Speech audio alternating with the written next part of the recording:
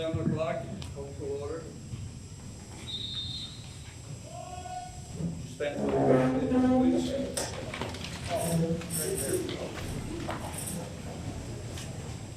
I pledge Allegiance to the flag of the United States of America and to the republic for which it stands, one nation, under God, indivisible, with liberty and justice for all. Thank you.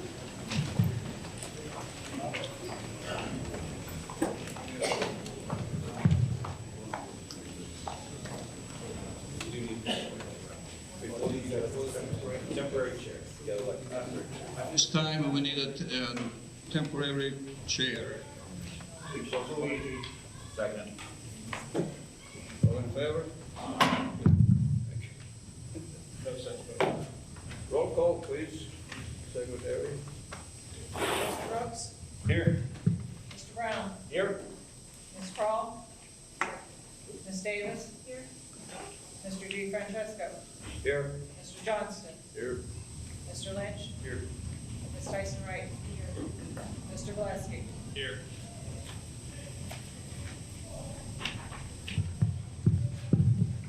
Okay, what's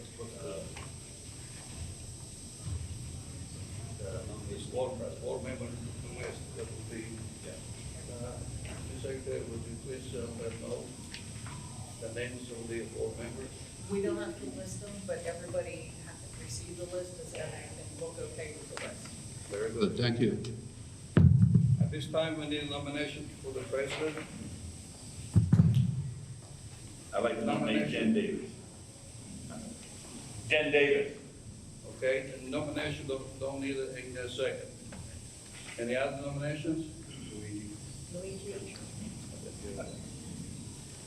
Okay, we have two nominations. At this time, Any other nominations? If not, well, let's take a vote. Do we have a discussion or just vote? As you wish. I'm asking a question. You can discuss. Yeah. sure, go ahead. Go ahead. I'd like to say that Jen really found her voice on the school board.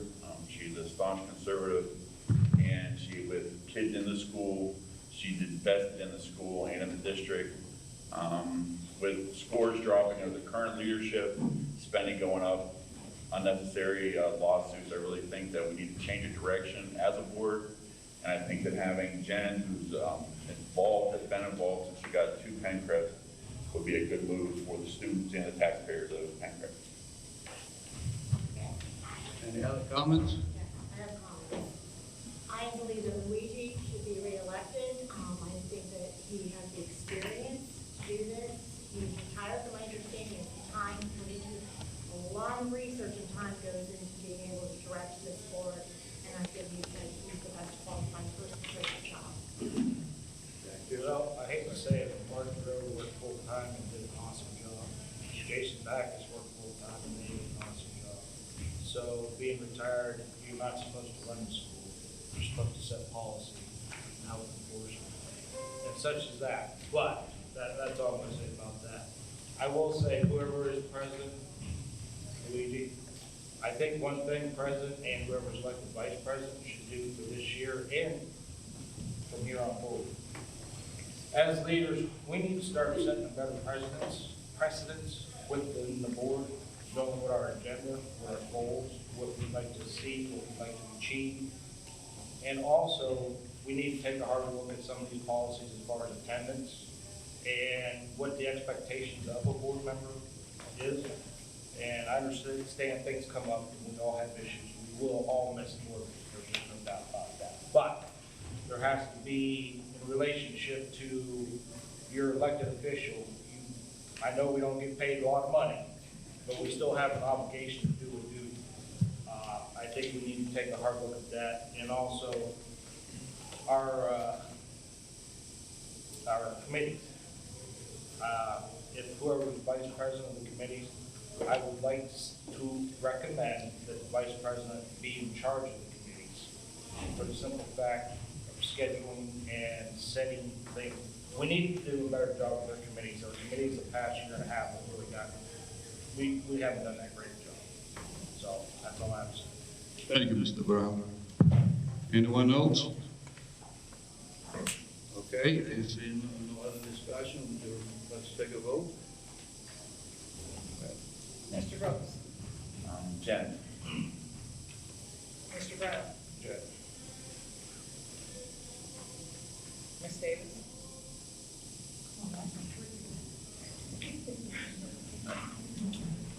Same thing. Mr. Francesco? So the difference is, Mr. Johnston?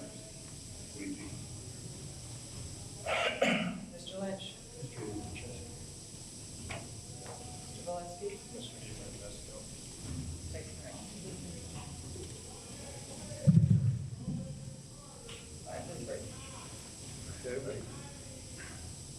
we have a president for the next year, hopefully. got Willie.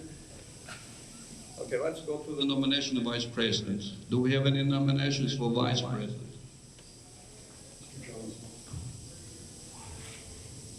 Jen Davis. anybody? Anybody else? Jen Davis. Tim Brown.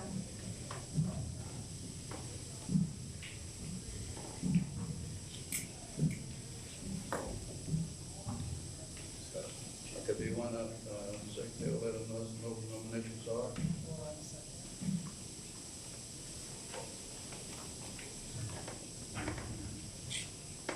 Okay, we have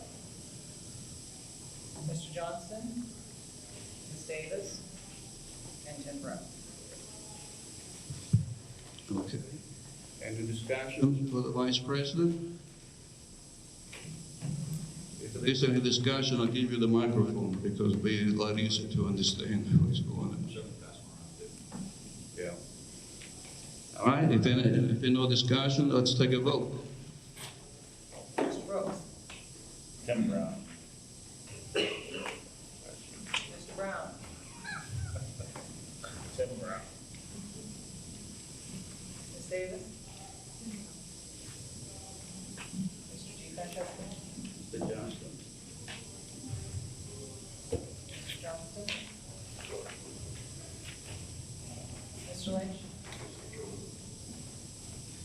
Ms. Tyson, right? Mr. Valesky? Mr. Jones. Well, that wasn't planned for. I know others. Sorry. 5-3. Mr. Johnson? Congratulations, Mr. Johnson. Okay, at this This time, time, we have a president and a vice president. We need to appoint a solicitor. what does this mean? In every Year, year, the solicitor is up for a reappointment? Not necessarily, we're not bound to keep the same solicitor.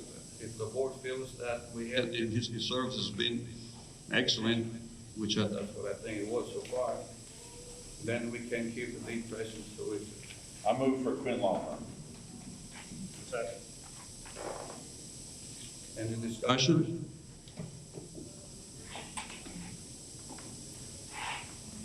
Well, all in favor? Aye. Say aye. Aye. Motion is approved.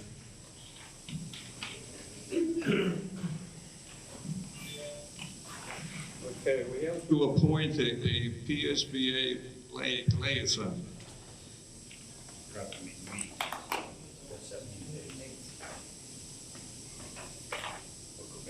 We've got meeting dates, we've got options A and B. A is twice a. Option A is more of the traditional format that the district has used in the past. And option B, I believe, is the one meeting a month option. It was Tuesday, Thursday. Tuesday, Thursday. Sorry, not Monday, Thursday, Tuesday, Thursday. Yeah. So there are two options.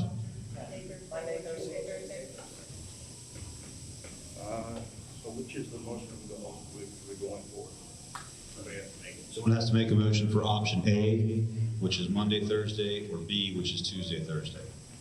Move for option A. Do we have a second? Okay.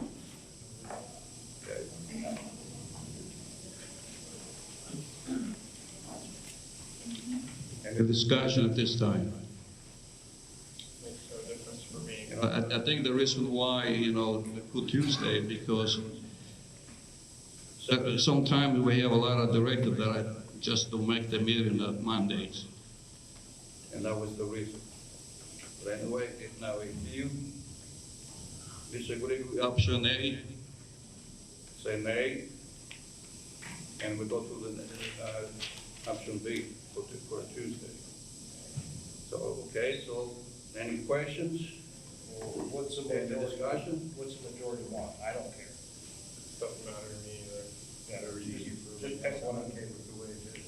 I don't like to say with that. a motion on There's a motion on the floor for the waiver. There's a motion. on the floor for option A, that's what it is. Okay, Yeah. so let's take a vote to option A.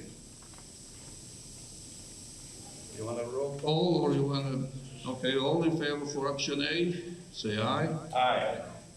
One objections, that's me.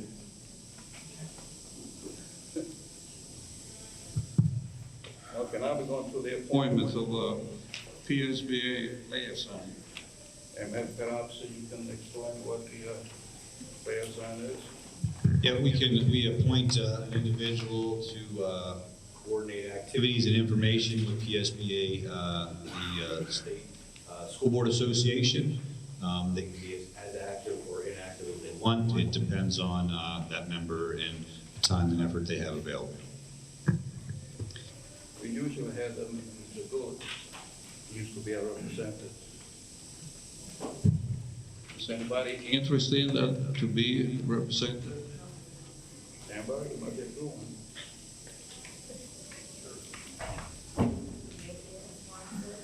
I nominate Amber. We have a nomination. Ms. Tyson Reed. Yes, Ms. Tyson Wright. Correct? Yeah. Okay, all in favor? To Aye. the appointment of Ms. Lee. Tyson? Aye. Say aye. Okay, now we have to adjourn. Any announcements? No announcement.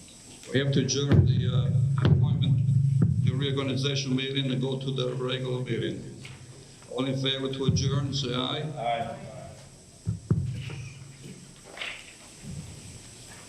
All right, now- I'm calling the regular meeting to order. Roll call again, I guess. Mr. Brooks, Still here. Mr. Brown, I guess. Ms. Crawl, Ms. Davis. Mr. Francesco, Mr. Johnson. Mr. Lynch. Ms. Tyson right here. Mr. Gillespie. Here. Do we have to go to the legislative one? Okay. Now we're going to the next one, approval of minutes. So moved. Second. We have a motion and a second. Any discussion about it? All in favor? Approve the minutes, say aye. Aye. Motion approved. We have several student presentations this evening. Our first will be from student presentation at Saegertown High School, Lauren Edwards.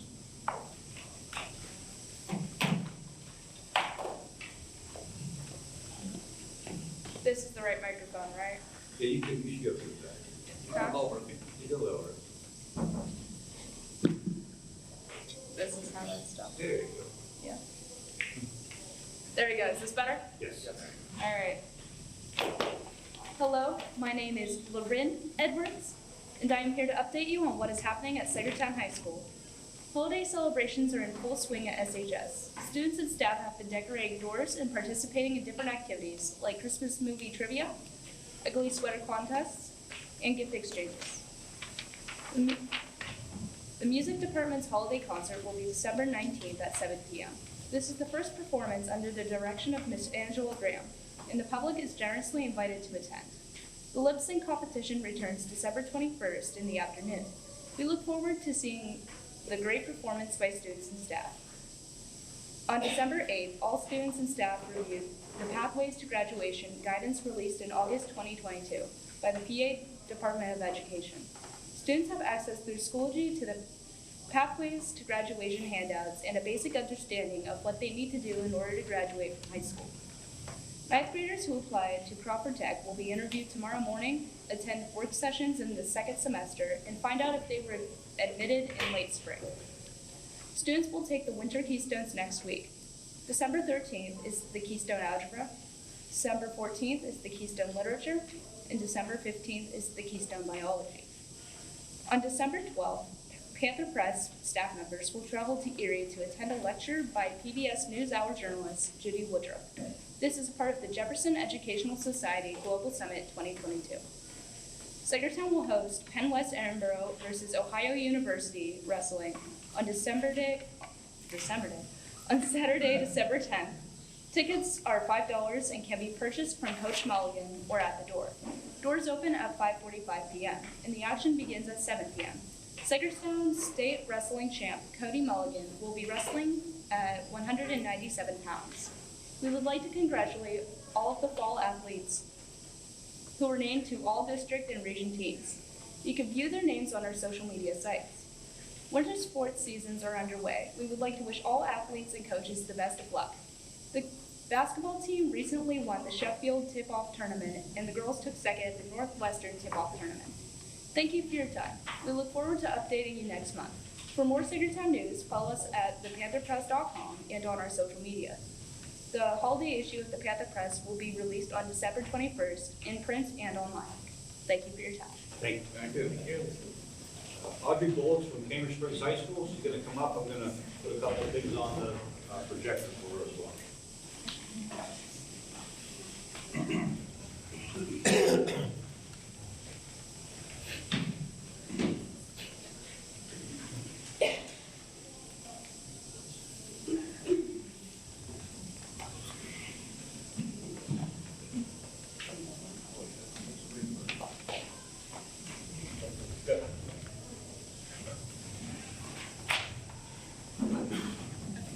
So on the board here is an example of how our students can view the Pitchfork online.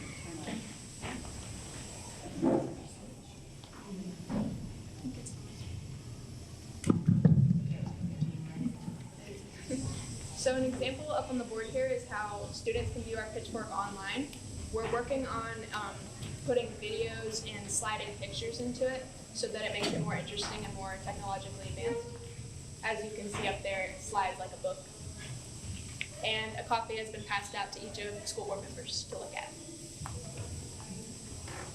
Hello, my name is Audrey Bullock, and I'm here to update you on what is happening at Cambridge Springs. On the morning of November 18th, students woke up around 4 a.m. to make it to the school by 5:30 so we could all air live for the How Cool Is Your School competition. We were provided with a pancake breakfast, a free homework pass or half pass, and the option to leave school at 2:30 for incentive to attend. Seniors Laura Bidwell and Finley Rauscher created the video that got us into the Final Four. This video focused on how our school is together again, making it through difficulties that arose due to COVID. We are working on making school a more fun, educational, and comfortable place for students to attend.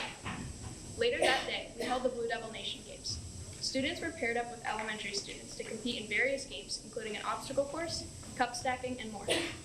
From this, students gained cooperation and teamwork skills. Fifth graders worked on their journalism skills, writing articles on some of the games to be featured in the Pitchfork. The newspaper certainly has a bright future with these students coming into the high school soon. Winter sports officially began November 18th. Coaches are looking forward to an exciting and successful season. Juniors were recently given discount cards to sell to fund our prom, which a date has been given to. Prom will be held May 12th. Bag 3-ton began on Monday. Students will have to bring in 3 tons worth of non-perishable food items by next Friday to accomplish our goal to provide food to families in need. The Allegheny Arts Immersion program is starting again this year after being shut down due to COVID. Select students were given the opportunity to apply, which happens 5 Fridays out of the second half of the school year.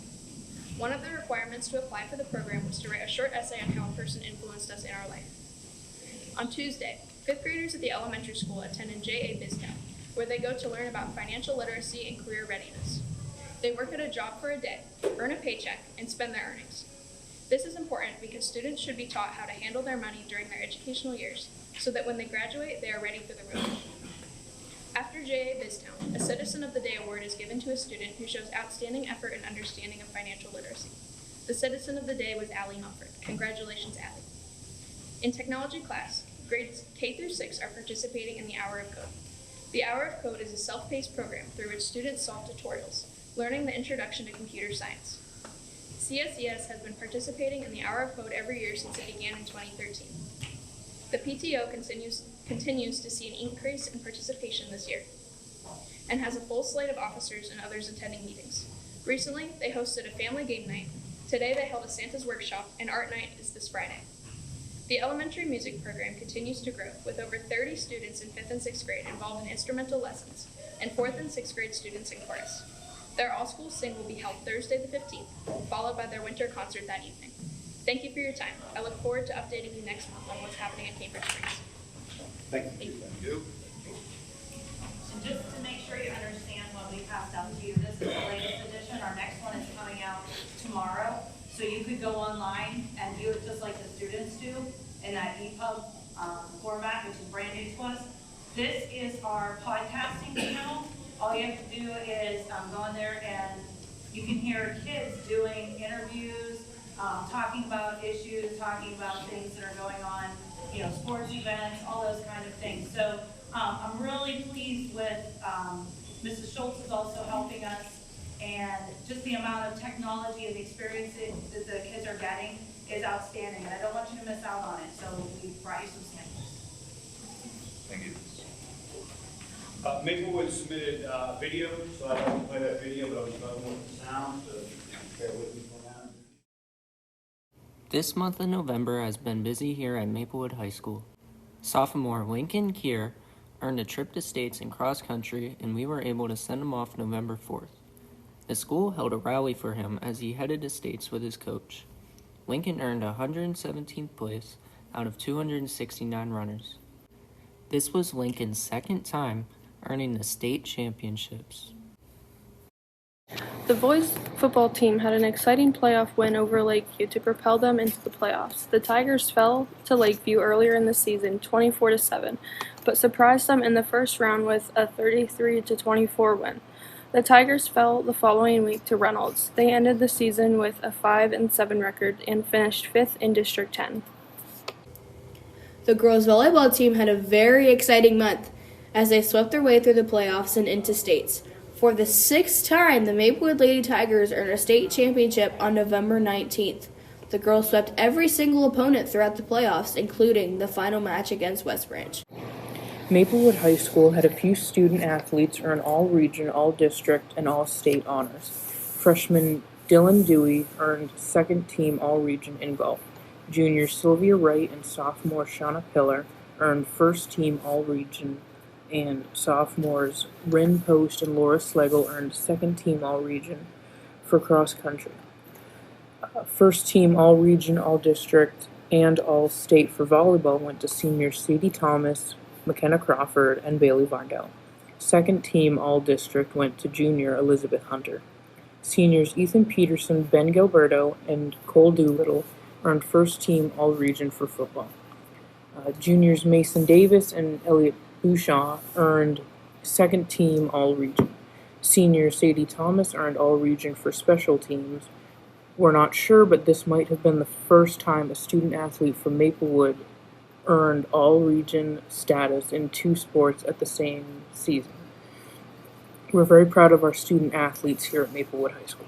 Junior Jocelyn Lane and senior Jeffrey Schmidt auditioned for and made the PMEA District 2 Jazz Band Festival.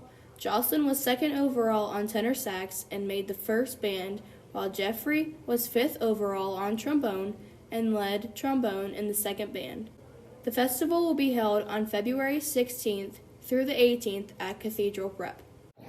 The 7th, 8th, and 9th graders attended the annual semi-formal. This year we held a fall ball on Friday, November 11th for your student body. Over 100 students attended and danced the night away. They are able to save their memories by using the photo booth with their friends and taking pictures with the selfie area in the hallway made of leaves and bales of hay. This year, Maplewood brought back the Student of the Month to students that emulate the TIGER acronym: teamwork, integrity, gratitude, effort, and responsibility. These students are nominated by the teachers and students from each grade earned this honor for the month of November. We end this wrap-up with a sad note that our beloved assistant principal, Dr. Erica Howick, has transferred to Saegertown High School. Many thankful goodbyes were shared that day. We wish Dr. Howick good luck with her new position, and we are thankful for the time we had spent with her at Maplewood. Saegertown High School is very lucky to have her. We hope you enjoyed our Maplewood Monthly Wrap-Up. This has been brought to you by the Multimedia 2 students here at Maplewood High School. We will see you next month.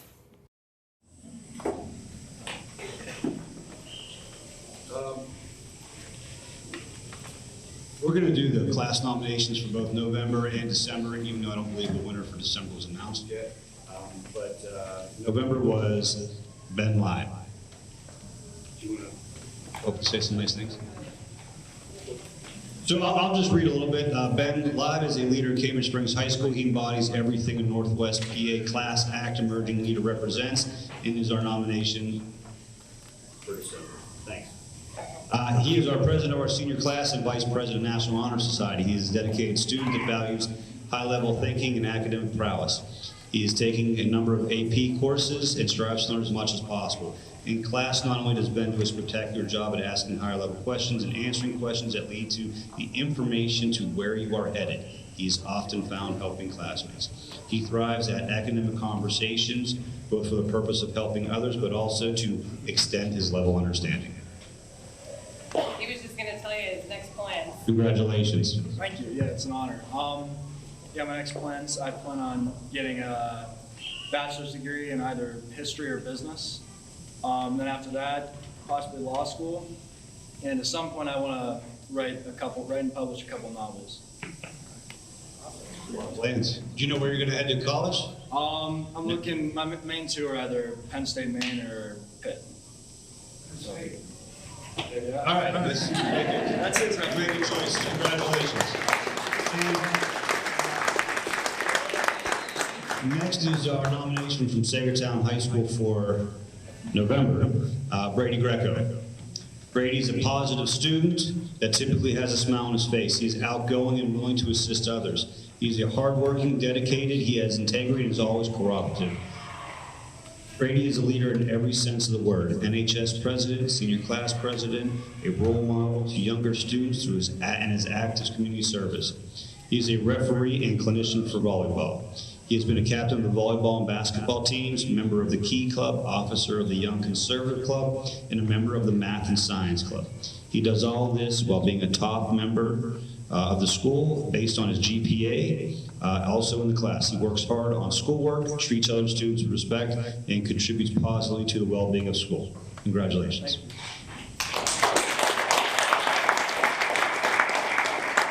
Brady, any ideas what your future plans are? I plan on majoring in elementary education based on my parents, and I'm going to try to play volleyball at either Hiram College or Geneva College. Thank you. Congratulations. Thank you. We have several, I'm proud to announce several PIAA fall recognitions. We're going to start with Maplewood High School girls volleyball, and I would ask the coaches to come up to the microphone and say some words about the team, the season, and again, I know a lot of the girls are unavailable due to basketball and other endeavors, but we do have some here, and we could introduce them as well, and we'll read the roll, so good.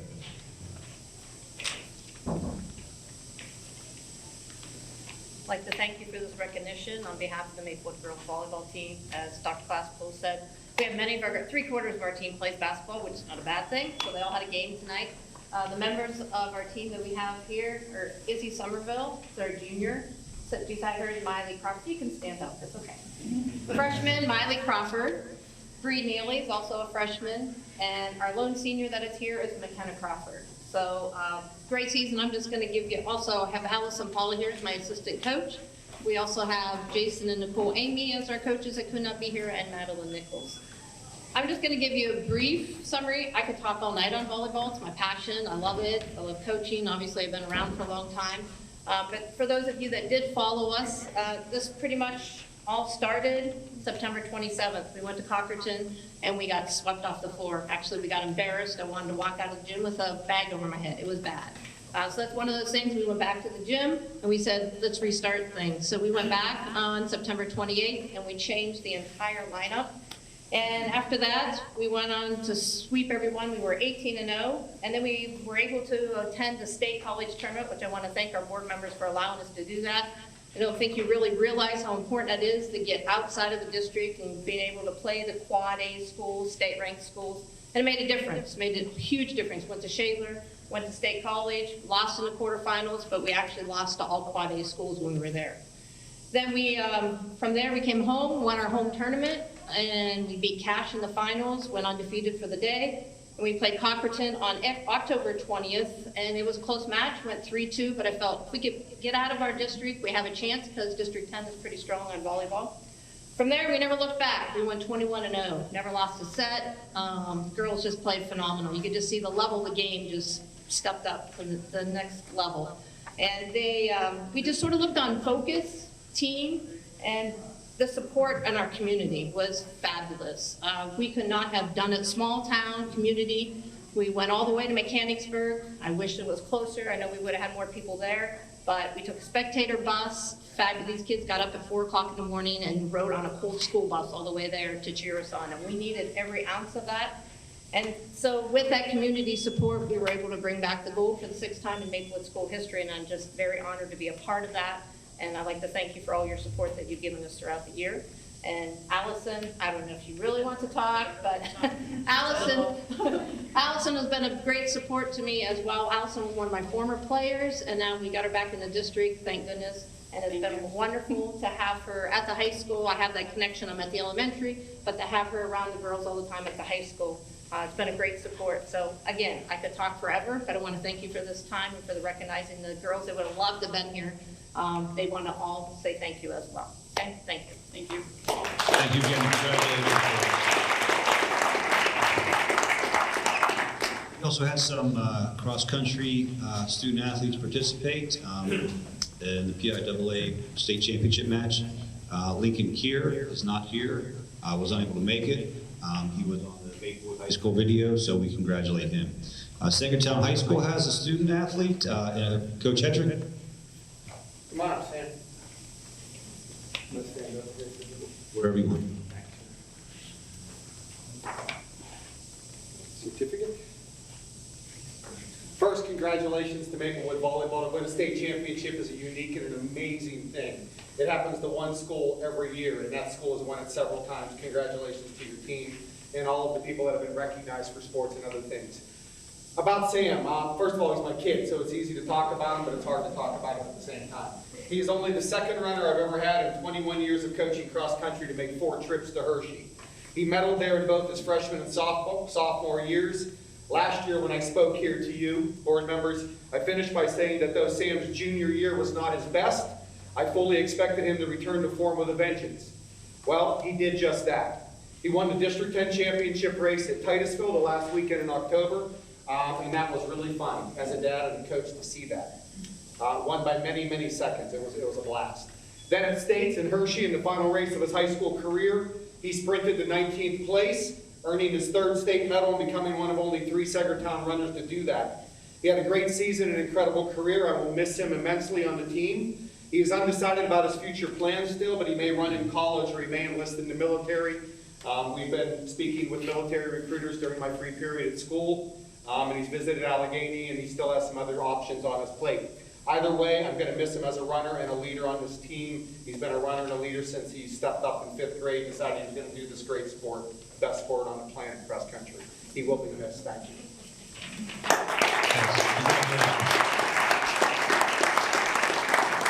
Sam, do you want to say anything? We already know your plans. Want to say anything? We already know your future plans.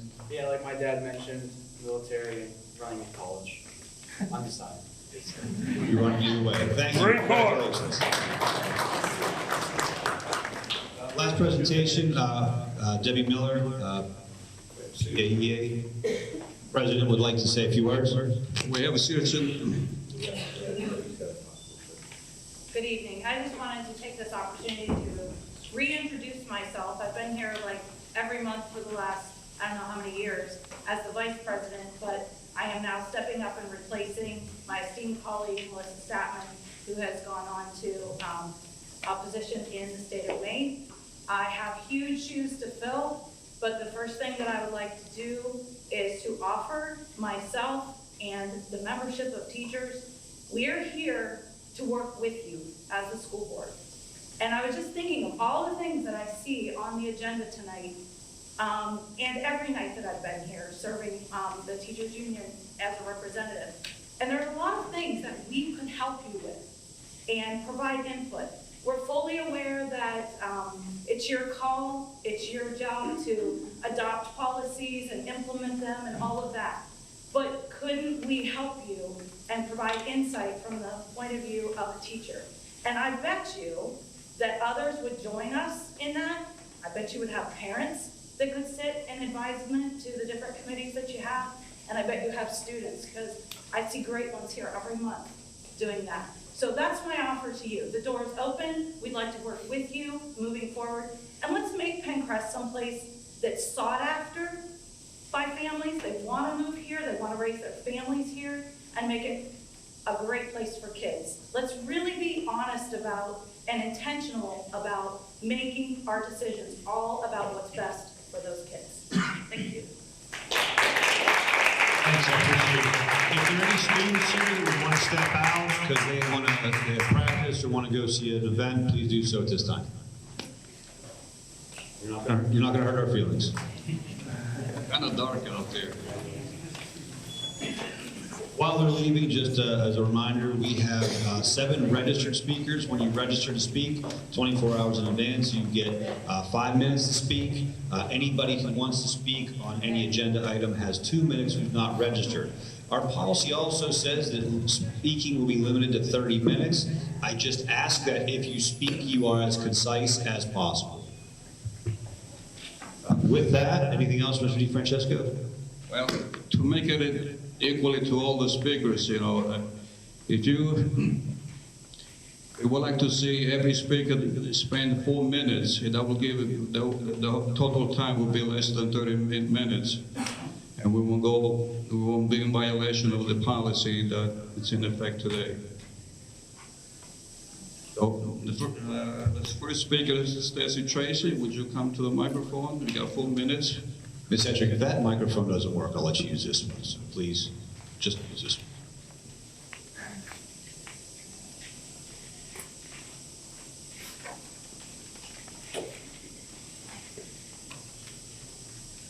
Good evening. My name is Stacy Hedrick. I live at 340 Grant Street in Saegertown. I am a citizen, taxpayer, teacher, and parent of a Saegertown student. I read the Meadville Tribune every day. We're lucky to have such a fabulous resource locally. But on November 23rd, I missed something. 42 words posted in the public notices section that announced a policy meeting for December 1st.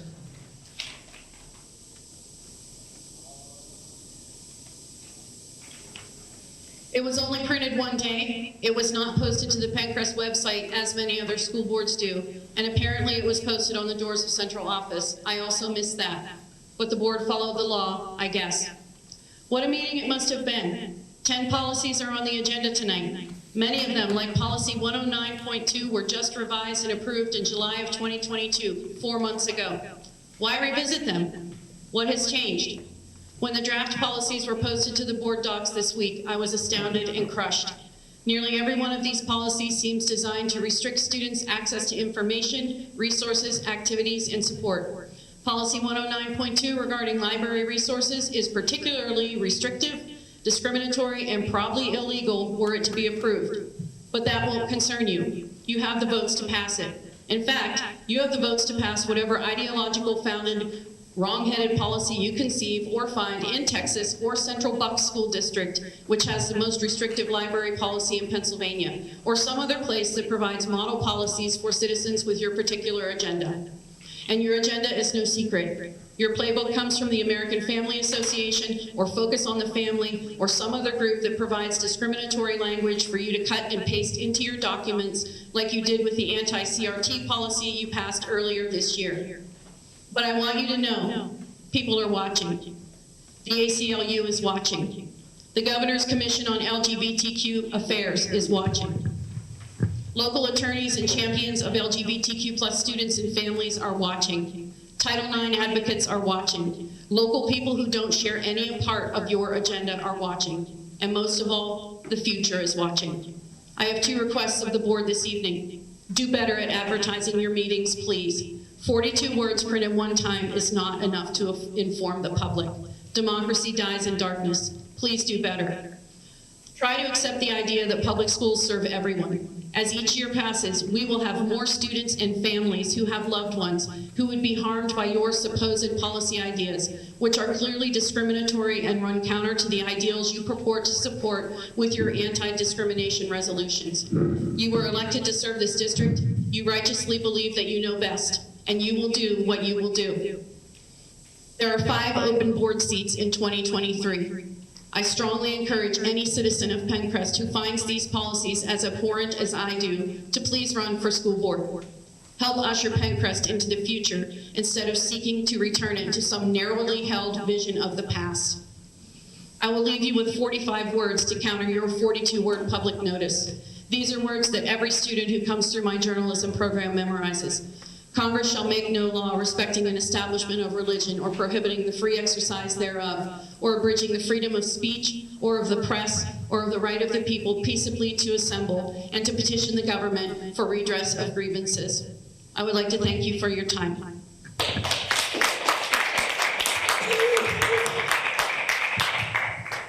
Okay, Edwards? I don't and have never needed a microphone. My name is Catherine Edwards, and I would like to urge the board to reconsider the proposed provisions of the policy governing library materials. I don't understand the value of the added text. Its presence either indicates that without it, this board would be approving pornographic material for the library, or that the library is somehow unintentionally rife with this content to the extent that it merits action. In the internet age, it is absurd to suggest that the school library is a viable or preferred source to gain access to illicit material. No one is leafing through back copies of National Geographic looking for dirty pictures anymore. Currently, materials are reviewed on a case-by-case basis, where the academic merits of each book can be measured and individually. The procedure was used a few meetings back without issue. It afforded ample mechanisms to disqualify any submission and ensured that due consideration was given each item. The current revision of this policy was passed in July of this year. You considered it sufficient then, it continues to be sufficient now. I'm more interested in how this obsession regarding the library content has not extended to acknowledging how little access our students are given to the library itself. In Saegertown High School, it is my understanding that the library can only be accessed on Mondays and Fridays when the librarian is available. Additionally, class time is not allotted to allow students dedicated time to explore the library. Students have to visit on their own time or using a 3-minute hall pass. It seems to me that the content of the collection is only relevant if students are actually able to use it. It makes me wonder why such time and energy has been devoted to revising this policy twice in 5 months. As a parent and district resident, I would much rather know that what progress has been made in the interest of the music department. It took a lot of courage for a group of students to blatantly expose the extreme neglect the music program has received and request your help. Despite the sheer indifference of this board, Saegertown and Maplewood have still managed to rank first place in various competitions this year. Imagine how successful they could be if their instruments worked and they were recognized for their accomplishments. Maybe if we approach this situation with as much vigor as you've shown in your quest to eliminate orgasms and erections from classical literature, a solution could have already been found. Each day we allow this to continue, we fail them. Forgive me, these items are not on the agenda. Instead, the board has chosen to prioritize changes to the interscholastic athletics policy. The term biological sex at birth has been clumsily inserted into the policy, at one point reading, and I quote, "For participation in interscholastic athletic programs to biological at birth male and female students on as equal a basis as is practicable and without discrimination in accordance with law and regulations." This borders on nonsensical. What is it intended to express? I'm not sure. The original passage was meant to communicate that the board would follow the letter of the law and not practice discrimination between male and female programs. Put simply, the insertion of this does not mean what you mean it to mean. If this board feels the need to court the controversy surrounding transgender people's rights and open itself legally to the tenuous position that would create, the place for that would be its own standalone, thoroughly researched and impeccably worded policy. This is a feat the Pennsylvania House and Senate failed to do when House Bill 972 was vetoed in July. This board has a duty to encourage the success of every student and advocate for the opportunities that are available to them. It seems more prudent to avoid the ramifications of such a policy in favor of working collaboratively with the individual should the need arise. Instead of approving legally questionable policies, I would rather know the status of the ongoing construction in the Saegertown building. The continuing presence of contractors and subcontractors while students attend instruction presents a genuine risk. Are you keeping an accurate log of the individuals on site every day who have access to our students? Have these workers passed clearances and background checks? In short, have we vetted them with as much scrutiny as you would have us vet a library book? Time's up. Thank you.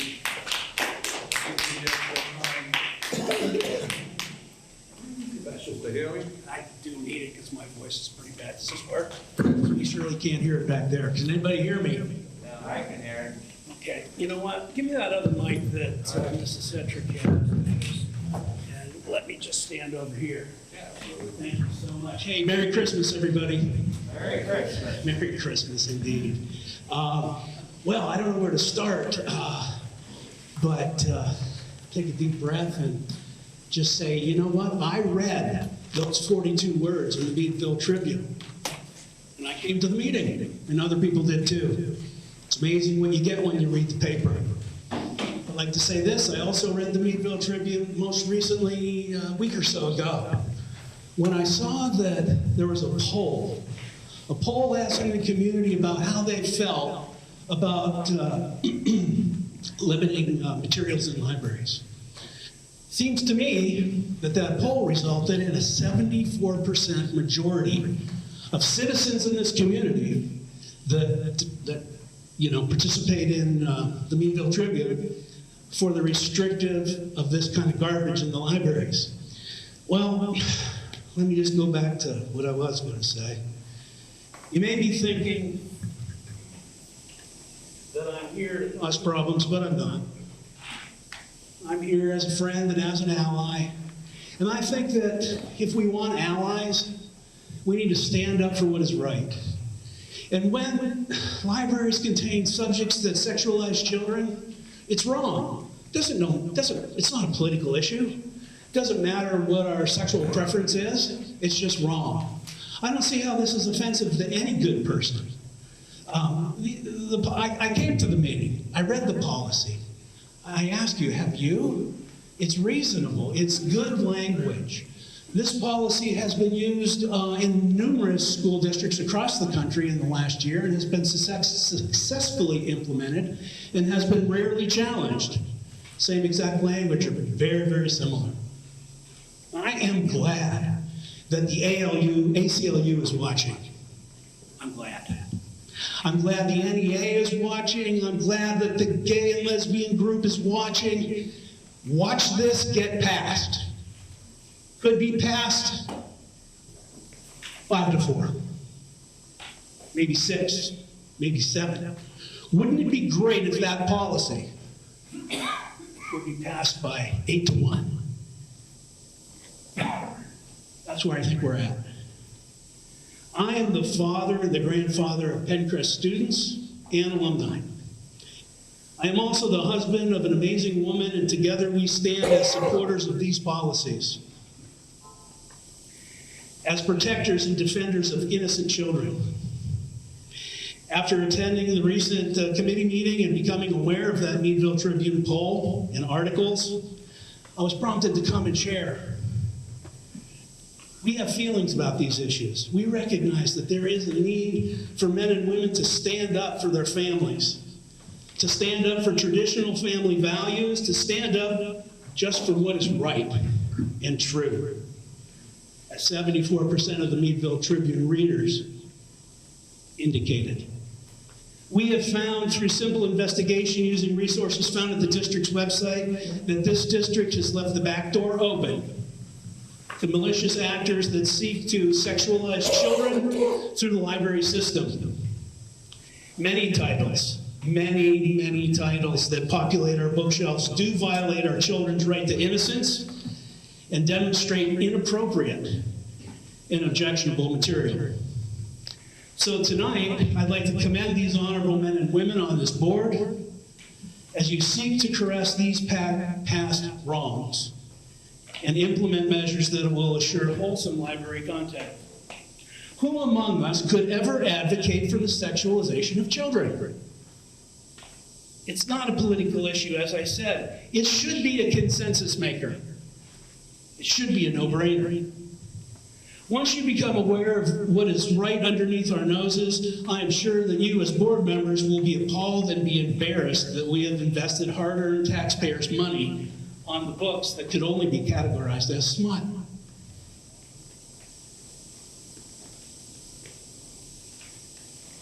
You may be thinking that I'm exaggerating. I noticed as you came in over there, there is a no way. Yes. No way. All right. Well, in closing, then, Mr. President, I request that these reviews be entered into the record for this meeting. Time is up. I was truncated, so should you be. And I was polite, and you have not been. Thank you very much.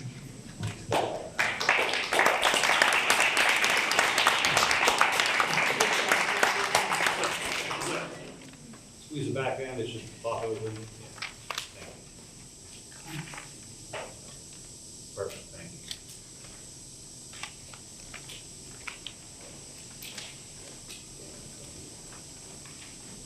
Okay, Daniel McCombs.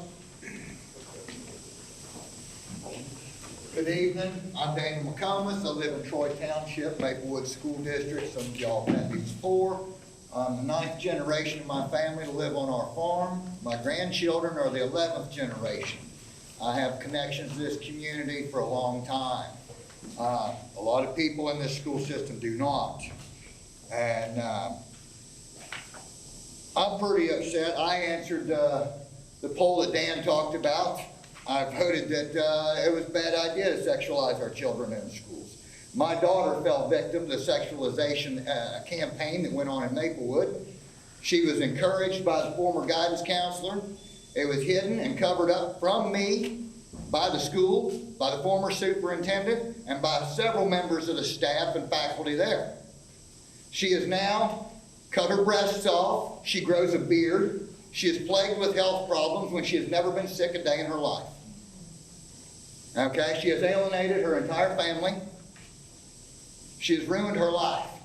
She has been destroyed by PENNCREST School District and Maplewood School. Not this board, I understand. It's been a while. I've just found out more and more over the last year or so what's going on. I have written proof right here that shows the cover-up started at least in September of 2015 by the Crawford County Career and Voc Tech Center.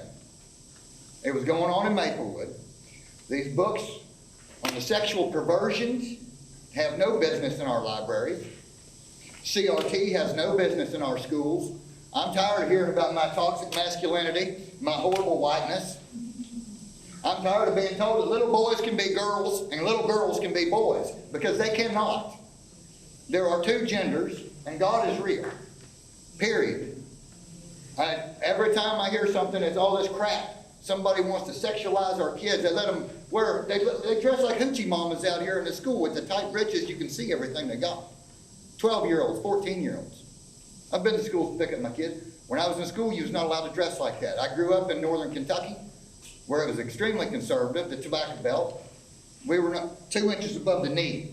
If you can't wear your shorts longer than that, you're going to go home and you're going to change them. But now, we have to put up with this garbage. We have to tell people, we have to express it from our own mouths that we believe this garbage. That a little boy is a little girl, or a little girl is a little boy. And now these children have ruined their lives. How many of them? I know at least 3 or 4 was going on while my daughter was in school, before I found out that my daughter was one of them. It was covered up, and when I went to a meeting and confronted the schools, the principal, the assistant principal, the former superintendent, they doubled down on their efforts to conceal it from me and hide it from other parents. This garbage has to stay out of our schools. It has no business in our schools, and anybody that would support it has no business being within a mile of a child. And that's basically all I got to say.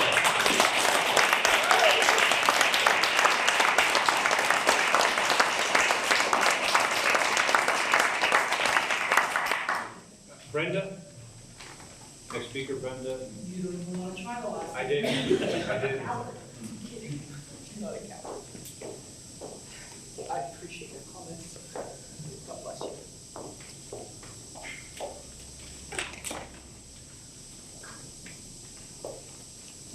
See if I can do this. There's a proverb. The power of life and death is in the tongue, and those who love it will eat its fruit. If you love perversion and you speak perversion, you're going to reap what you sow. Things, we have to watch what we say. We have to watch what kind of words we feed our children. Would you talk like a pervert in front of your children? No. Better not. Not if you want your kids to grow up right. Words are powerful. They can give life or destroy. They can lift you up or weigh you down. They can protect. They can deceive. They can equip you or disarm you. Alienate you or create allies. You don't go and hand your keys to a 12-year-old and say, hey, you know what you're doing. Take it. No, you wouldn't. You don't want to do this with these books either. The 12-year-old's not able, physically, emotionally, mentally, to take the responsibility on of driving the car. Neither are our children. They are not equipped to make the decisions they need to. They might have all the gear, but they're not equipped to make the decisions and understand the complications that come with confused emotions and sex means love and no, it don't.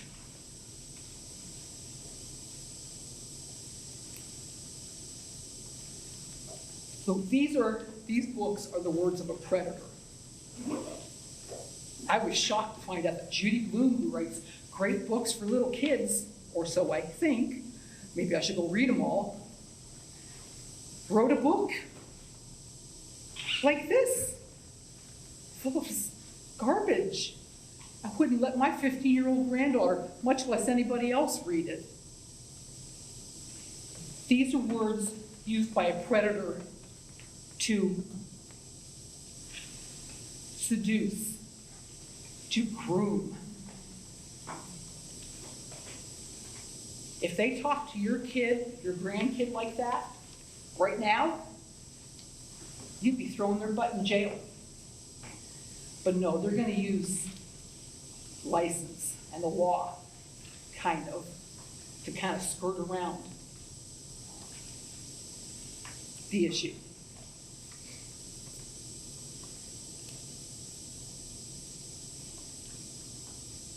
To a child,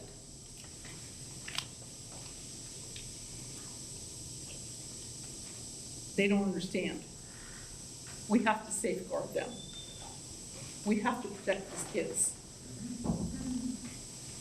Don't let these guys, these people, under the guise of license and artistry, get under the radar.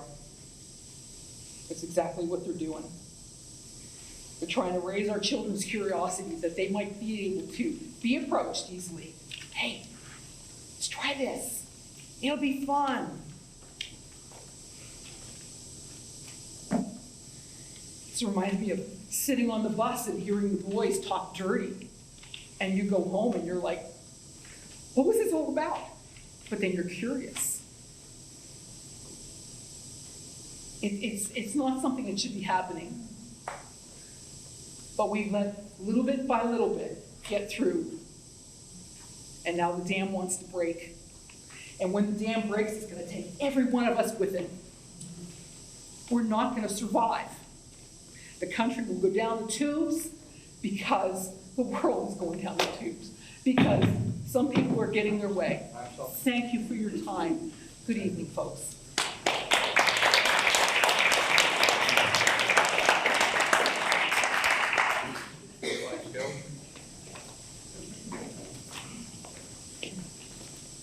If I had more time tonight, I would talk about both policy 109.2 and policy 123. Since I don't, I'm going to focus on policy 109.2.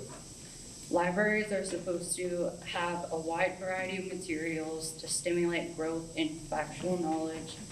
Said materials should be chosen to represent diverse points of view on all topics. It's blatantly obvious that this is your not-so-sneaky way of making it easy to ban books that fall into the LGBTQ+ category, just as some of you suggested doing after a contractor leaked a photo of a book display last May.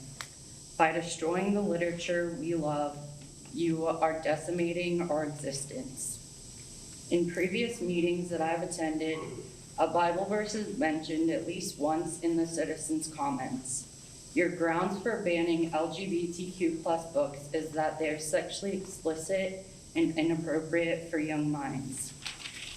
However, the Bible is one of the most sexually explicit books that I've ever read. It is rife with sex, rape, and incest. Most of these acts done by the Bible's holiest men. I'm not going to quote them due to the fact that they aren't appropriate for those under 18 and may trigger survivors of sexual assault.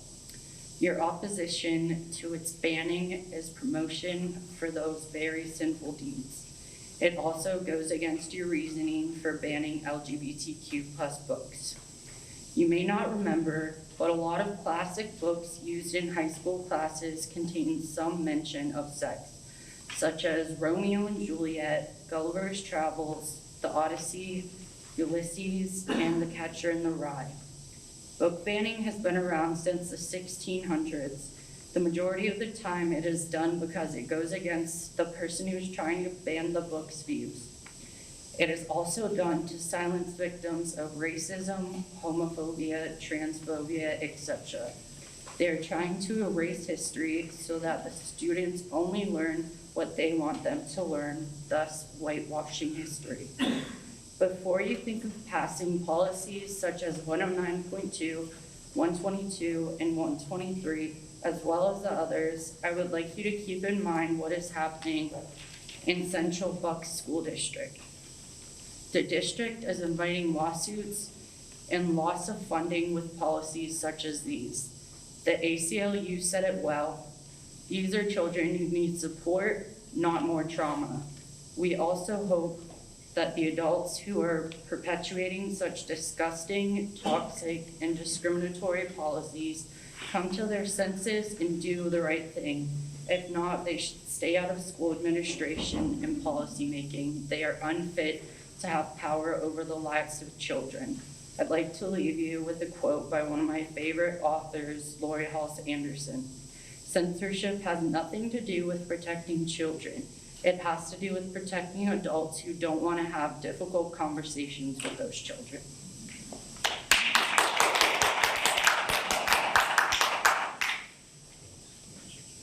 Ryan Vanguard.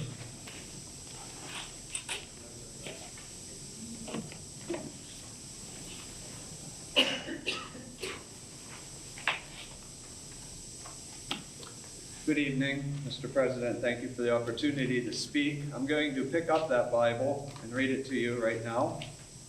I'm going to open with Luke 17, where it says, "Offenses will certainly come, but woe to the one through whom they come. It would be better for him if a millstone were hung around his neck and he were thrown into the sea than for him to cause one of these little ones to stumble. Be on your guard. If your brother sins, rebuke him. And if he repents, forgive him. And if he sins against you 7 times in a day and comes back to you 7 times saying, 'I repent,' you must forgive him." I'm hearing some amazing claims tonight. I'm hearing that those of us who might read the Bible and promote such beliefs that were intact in the founding of this nation, beliefs that were represented in all of the founding documents of this nation, that there is a God in heaven, that his son Jesus Christ died on the cross and rose from the dead and sits in heaven and rules over us, that these types of claims that this nation were founded on, claims that allow us to govern ourselves and maintain liberty, is an ideology and theirs isn't? Are you kidding me? I have some quotes for you. The most quoted author in the education colleges of our land, of the United States, is Paulo Freire. Let me read you a quote from Paulo Freire's book, The Pedagogy of the Oppressed. I'm sure many of you have heard of him, especially since some of you espouse his beliefs. In the revolutionary process, this is how we're supposed to teach children. In the revolutionary process, there is only one way for emerging leaders to achieve authenticity. They must die in order to be reborn through and with the oppressed. Christianity teaches that we must die to our sins and be reborn through and with Jesus Christ. You tell me that there's not an ideology in what they're teaching here? I have amazingly heard the claim that the First Amendment needs to be enacted. I don't have the time. I'd love to do a publicly moderated debate where I can prove to you that this is a religion that they are teaching. Those of us who stand on the side of truth recognize that Jesus Christ is the way, the truth, and the life. We recognize that the fear of the Lord is the beginning of wisdom. We are here to teach children. We are here to love children. This Bible contains stories about sexual activity. It has verses in it that says things like sexual immorality shall not even be named among you. And yet, I've heard disgusting words, which I won't even repeat, about sex tonight. I know that they teach that toys and other means of having sexual perverse ideas are taught in these books. They're promoted in these books, and they're being taught in school classrooms. First of all, I want to thank all of you on the board who believe in God and want to uphold the truth here. Those words are written for you. Those words are written for you who don't believe in God. You will be judged. It would be better for you if a millstone were hung around your neck than if you promote the sexualization of our children. The First Amendment, for real, Christians invented that clause. That was a Reformation idea because the state and the church are 2 separate spheres of government, and they ought not to mix. The church should not execute people. The state should not excommunicate people. That's the whole point. In this land, we have religious liberty, which is what the amendment that was quoted states, that we have the freedom to worship and practice our faith, which is what we are doing. So, time fails me. I'm going to close with this, out of this book that's so horrible. This is from 1 Corinthians 13.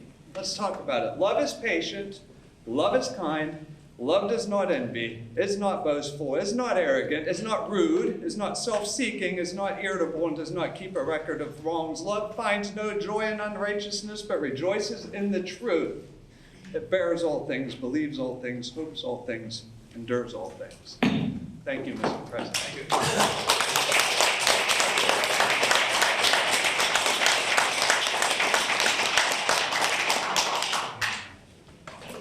Any speakers not registered would like to address the board for 2 minutes? On agenda items, yeah, come on up. We need your name and address for the record. Sharon Collins, I I represent Parents Protecting Children in Crawford County. I want to tell you, I've done a deep dive into the books in PENNCREST as well as the other Crawford County's districts.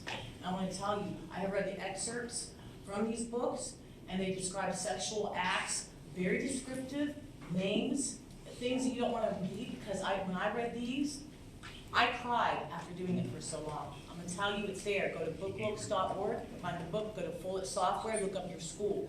It's horrible, and this is not education. Thank you.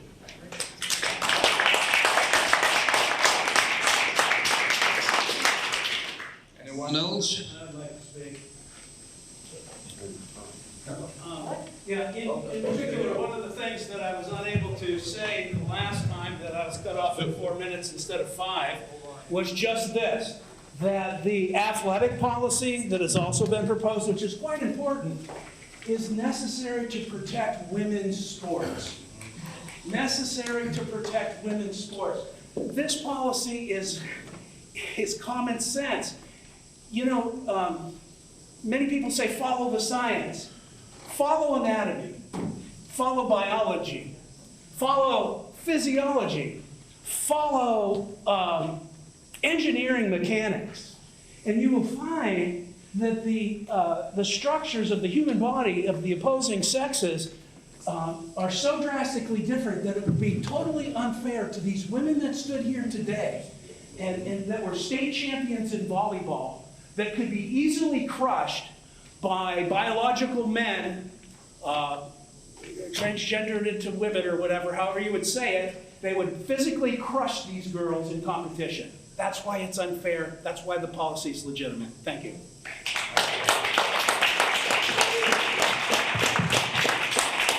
There's another session for individuals to speak at the end of the meeting. We're going to move on right now and go through our agenda items. And again, there is one registered speaker, and you can speak again for 2 minutes at the conclusion of our meeting prior to board remarks. I'm going to start with the education report. Item A, athletic travel. So moved. Second. We have a motion and a second. Discussion. Fantastic job with the girls wrestling team. They had their opening scrimmage the other night, and we have more wrestlers than schools 3 to 4 times our size. Wow. Fantastic. Anybody else? All those in favor of the motion, say aye. Aye. Any objections? Motion approved. Item B, recommend approval of student travel as listed, Cambridge Springs High School chorus to Warren for the district chorus concert. Second. We have motion and a second. Discussion? Questions? If not, all in favor say aye. Aye. Motion approved. Facilities and transport, item A, resolve the board directors approve Strongland roofing system, alternate 1 bid for Cambridge Springs High School roof project. Second. We have motion and a second. Any discussion? I have one thing to say. Okay. The last roof project, we went with the cheapest bid, and quite honestly, Mr. Johnson, you're here all the time, but we have several leaks with this roof. This roof is not all that great. And Mr. Lojak, before we awarded the bid, was here and told us that the people that were doing it, everything that was going to go wrong, the flashing and stuff, he was right. I've said this in the past, I'll say it again. I know we have to save taxpayers money, but the job is not done right. We didn't save any money. The job is not done right on this building. I will not approve these ones. I mean, I'm only one person, I'm just telling you. I'm tired of going with the cheapest of the cheap, and that's what we get every time. What's the warranty on this roof? What kind of timeline? 20 years? 30 years. So they commit to fixing anything, any leaks for 30 years? That's correct. Is that comparable to every other offer we receive? Depending on what kind of roof system you want to go with. The modified build-up, stress-applied layer that we're putting on here versus the TPDF layer, 60 mil, 90 mil. The concern Dave, you want to come up here so we can hear you? The spec is the spec, so, you know, guarantee the 30 years, et cetera. Yeah, they had finished the flashing, and that's where we were having all the issues. So the roof was done this summer, it's December, and they still haven't They're done. finished? We walked it today. Wow. Great outfit you found there. Okay. I said my piece. Any other discussion? Okay, would you like a roll call, Mr. Brown? I'm just saying that. All in favor, say aye, and those against, say nay. All ayes, please. Aye. Aye. All in favor, say aye. Aye. 8, yes. Yeah. D7. I'm the only one that's not in favor.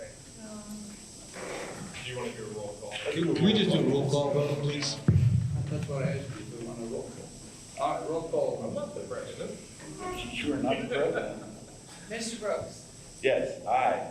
Yes. Mr. Brown? No.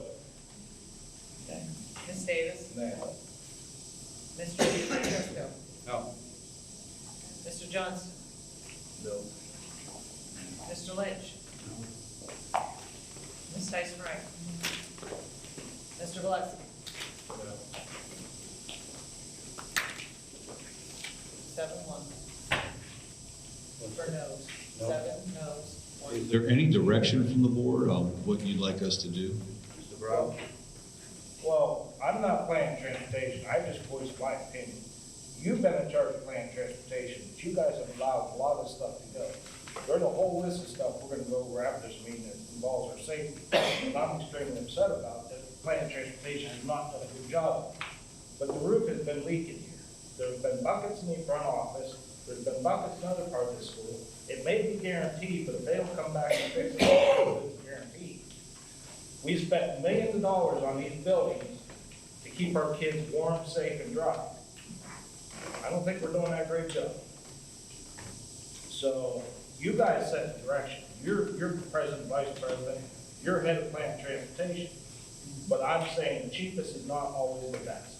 I want some sort of guarantee when these people leave here, shit is done right.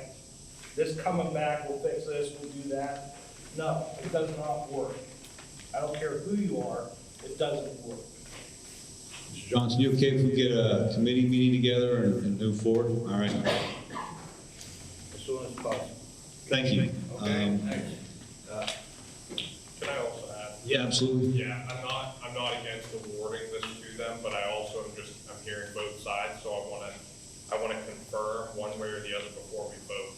And it seems like the whole board's kind of in that same direction, or most of the board, so that's just for reassurance. And I'm not against awarding it to these people. I- either. All right. I just want to make sure when they're done, they leave this place, or. Certainly, and we can have the whoever's responsible bidder come in, we can have Garland come back in. So I'm gonna skip item B. Because we're not gonna award the roof, we might as well not buy the materials, unless you wanna buy the materials. All right, we're gonna move to item C. Resolve that we approve the listed contracted student transportation drivers. Second. We have a motion and a second. Any discussion on this motion? Okay. If not, all in favor say aye. Aye. Motion approved. Resolve the PENNCREST Board of School Directors approve the attached parent-provided transportation agreement. So moved. Second. We have a motion and a second. Any discussions? If not, all in favor say aye on the motion. Aye. Motion approved. Finance report, item A, resolve the PENNCREST Board of School Directors approve the attached treasurer's reports. So moved. Second. We have a motion and a second. Discussion? If not, all in favor say aye. Aye. Objections? Motion approved. Resolve the PENNCREST Board of School Directors approve payment of the attached disbursements. So moved. Second. We have a motion and a second. Discussion? Questions? If not, all in favor, say aye. Aye. No objections? Motion approved. Item C is resolved that the Board of Directors approve the attached Lerta application for the Filer's Relish House. I'm not sure that this is a complete application for the Lerta. I would make a motion to table. Second. Okay. Okay, we have motion to table. And a second. All in favor to table the motion? Say aye. Aye. Motion approved. All right, we will get in touch with Filer and the township as well. Item D, recommend the Board of Directors approve the resolution not to exceed the Act 1 index for the 23-4 school year. Second. Any motion and second, discussion? Where's the business manager? Could you please explain what the 5.8% is all about and what's the equivalent? The adjusted index. Yes. Million? So the Act 1 is this. Act 1 is the state's measure of determining property tax increase. It's based off of the wage inflation. So the minimum or the maximum tax increase that the school can levy is the base index plus whatever we get for the market value and proposal 8 index or 8 ratio. So that total for our district is 5.8%. So PDE's rate is 4.1. With the additional that we get, it's up to 5.8% that we can raise in taxes. So this resolution is stating that we are not going to go above that amount, okay? So we would have to go above 3.1 mils, which equates to $862,000. Any other questions on that? We do this every year. Yes. Can I? Yep. And if this, I'll just add that the reason you passed this resolution is to affect the timeline for your budgetary process under Act 1. If you're going to consider taxes being raised above the index, your preliminary budget would have to be approved at least 90 days before the primary election. If you pass this resolution, then you can follow the old Section 687 procedures in the school code, which allow for the preliminary budget to be approved in May. In both cases, the final budget is approved in June. all right. Questions? Other questions? Any other questions? If not, all in favor of this motion say aye. Aye. Objections? No objections? Motion is approved. Resolve the Board of School Directors approve to authorize the administration to advertise and authorize request bids quotes for product services to be purchased during the 23-4 fiscal year. All bids and quotes are subject to board approval. Second. I didn't hear the motion. Tim said moved, I said second. Very good, thank you. We have a motion and a second. Discussion, questions? If not, all in favor of the motion say aye. Aye.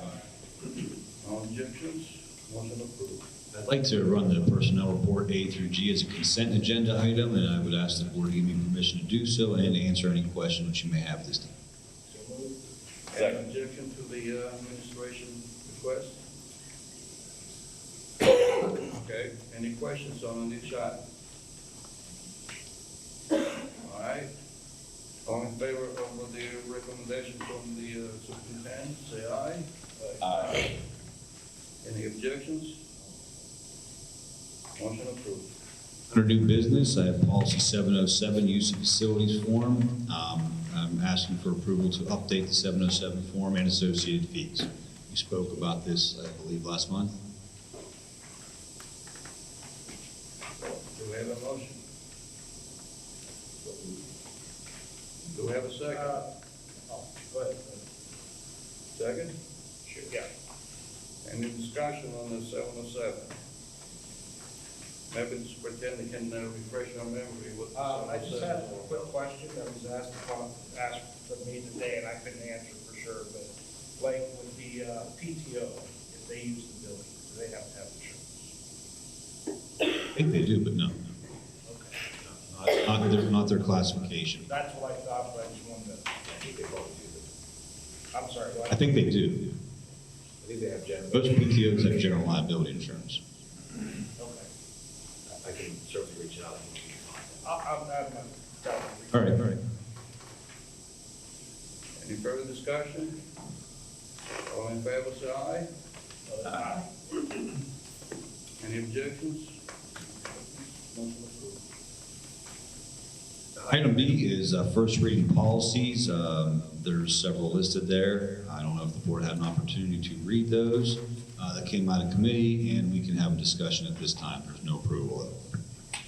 And the purpose of The purpose of the first reading is to make sure that the directors and the public gets a chance to read them and submit, any comments they have to the board. and based on the comments, then the board can decide to approve or disapprove the following policies. Any questions, even from the public? At this time, I will accept any questions. Well, if not, please read the proposed policies and submit your comments. We already have a bunch of comments already. I have a comment on these, just a couple of things that stood out to me. From what I've learned from our speakers today, the policies that we voted for in July promote the sexualization of children. I didn't know that was coming out of policy in July. The current policies promote sexualization of children, is that correct? All of it, from what I've heard from our speakers, like 109.2, when we voted on that promoted the sexualization of children. Is that right? I don't know. This is very new to what you're saying to me. Okay, so then why did we change the policy 4 months later? 109.2. We'll start with 109.2. What happened in the last 4 months that we need to revise it, and why didn't we get it right the first time? Well, because the committee felt that it should be revised, and they revised it. And this is why it's going for comments and approval next meeting. And what changed? Mr. President, can I answer? Yeah, please. So a policy committee is set up to constantly revise and review policies. That's the goal of the committee, as most of the committees. So obviously things change over time. We have to address those things, or things that we need to cover ground better on. We go through and we make sure that we can address these and that they're taken care of. The point of the school is, or that the leadership of the school is directed well from the board. And so that's the goal for these policies. Okay, what specifically changed? That we need to revise 109.2. I'm not saying anything in this particularly changed. Like I said, we constantly review and address things as needed, and to give the direction to the superintendent, to all administration and teachers. Okay, so nothing changed from the unanimous. You want to vote on both of you. I gave you a list of our rules. Yes, The rule says it's Mr. no President, communication, what's no changed? communication between the director. President, what Everything is changed? addressed to the chair, okay? Yes, okay, And yes. if you- I gave permission to answer your question. Thank you, and that's it. Okay. Now, if you want me, I can answer you now. I got one or two in front of me with the changes. What do you find wrong with it? Are you? I'm asking why, what happened? We voted unanimously for the policy. You mean the old policy? The old policy in July, we voted unanimously for the policy, correct? Okay. And now we've changed it, which is costing us time, it's costing us money, and it's costing us effort. Every second that we pay the solicitor, or every second we have our superintendent working on these policies, costs us money and it costs us time that we could be spending on other things. What changed that we were spending our treasure on this versus doing it correctly in July? I understand your question, let me answer.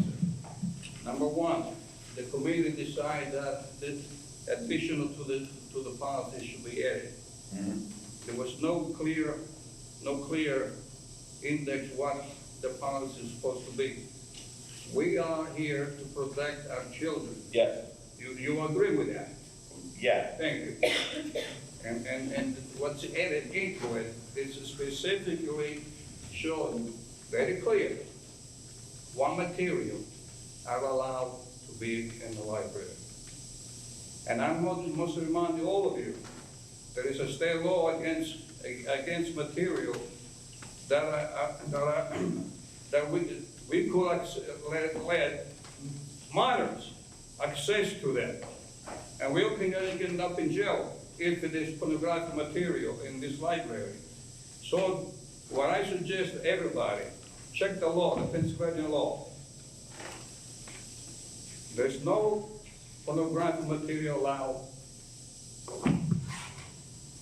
for minors. And that's a Pennsylvania law. Yeah. Now, 109.2 seems like we're on here. I just have, in the acquisitions, this is not really a section, but, section of approval down below there says acquisition, materials added to collection, there's a list of 11 items. Number 2 is reputation and significance of the author. Now, I understand all of that, but who decides that? A, if it's a new author, they have no reputation. They have no significance. One microphone. Oh, I'll speak up. I can, okay. Well, everybody else can hear me. Number 2 is reputation and significance of the author. Who decides the reputation of the author? If it's a new author, you understand what I'm saying? There's going to be questions there.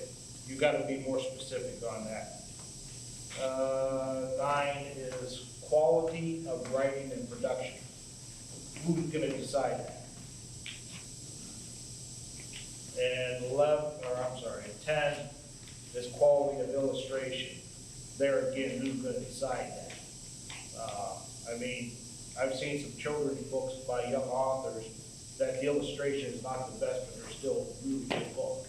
So you've got to be more specific on who decides that.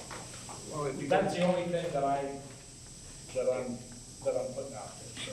Well, if you read the actual old Anglo selection policy 102, 109.2, under selection and approval, it tells you. I did. Who reviews it. Who reviews that, but how do we decide? Teaching professionals. How- And of course, the Okay. principal. You're opening yourself up, that's all I'm telling you, I don't care. Okay, it's in here. It's not very clear, I'm sure. Mr. Well, President, please, can I go on? make your comment and recommendation before next. Oh, I said him more. Okay. Any other questions? I just have a comment towards that. So under delegation of responsibility, it says the assistant superintendent, after consultation with administration and teaching staff, shall be responsible for the recommendation of library books for school board approval. So it should be between the assistant superintendent and administration, teaching staff to select these books that would fall in accordance with this policy. I don't know how we, like Tim's right, it's an opening spot, but I don't know how you close it. There's only so much. Right, feel I'm just saying that. And I know what you mean. I don't argue that, but that's one of those points where in my eyes, that we give that to the assistant superintendent and administration to Now, follow the policy as best as they can. I also have a question on why, I don't think it's on 109.2. But we changed a lot of it from building principal to school principal. We eliminated building secretary to school secretary. Why did we do that? Why didn't we leave it as building principal, building secretary, building whatever? The only change is that in green. Do you have a? Oh, yeah, well, That is in green. it is in green. Correct. Well, I'm not making it up, Luigi, that's there. That wasn't a recommendation that came directly from me. The board as a whole was in favor of that. I'm not sure where that came from, to be honest. it didn't seem to matter to me either way that it went, Well, but. school is PENNCREST School District. Exactly, so, Building principal would be Matt Cairo, Saegertown Elementary, or, you know, that's more specific to me. That's my only, I'm not gonna argue. oh, no, it's not an argument, I just wondered why it wasn't more specific. Now it's more balloon. But that's only, and, well, the other one too. I had time to read all these. I was babysitting. And with A the lot of time to read. So please read the policies and submit your comments before next month to the board. Oh, I like the policy with the homelessness, the What we updates. got next? Yeah. All right, we're gonna go to the next, And I got announcements, just the board met executive session before this meeting, and we will continue after this meeting for personnel litigation negotiations. Brings us to citizens' comments. We have one registered citizen who would like to make comments. Ms. Cedric? Should I use this one? Yes.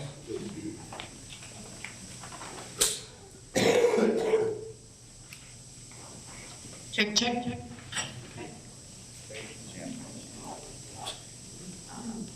Good evening. I am here to honor longtime teacher and union president Melissa Statman, who recently left the district. Melissa did her student teaching at Maplewood. She taught at Grove City for 5 years, then spent a year teaching at the Britannica International School in Budapest, Hungary, before coming to Saegertown High School, where she was my colleague for many years. She taught many things: physics, chemistry, spectrum science, forensic science, STEM, mechanical engineering, 7th grade STEM, 8th grade integrated science, AP computer science, science 7, science 8, earth science, math 7, pre-algebra, algebra 1, algebra 2, geometry, trig, pre-calculus, AP statistics, and statistics. She was also the advisor for Science Olympiad, Science Bowl, and Key Club, through which she supervised many community service projects like Share the Warmth, which purchased many hundreds of winter coats for SES students. Her absolute favorite position with PENNCREST, as she told me, was as Classrooms for the Future Technology Integration Coach at MHS. This program embedded professional development in our classrooms to support teachers in making changes. She noted that we need to have tech integrators available again for our teachers to move forward. She ended her career with PENNCREST Cyber Academy. As Melissa said, the first year the district felt we would be successful if we had 10 students. We enrolled more than 30. Then COVID hit and we were able to offer a virtual option to families during the pandemic. Today, PCA has over 100 students. That is in large part due to Melissa's tireless efforts in developing the program. Through it all, she was a tireless advocate for teachers through her leadership of the PAEA, PENNCREST Area Education Association, as well as her involvement in PSEA at the state level. Melissa, you will be missed.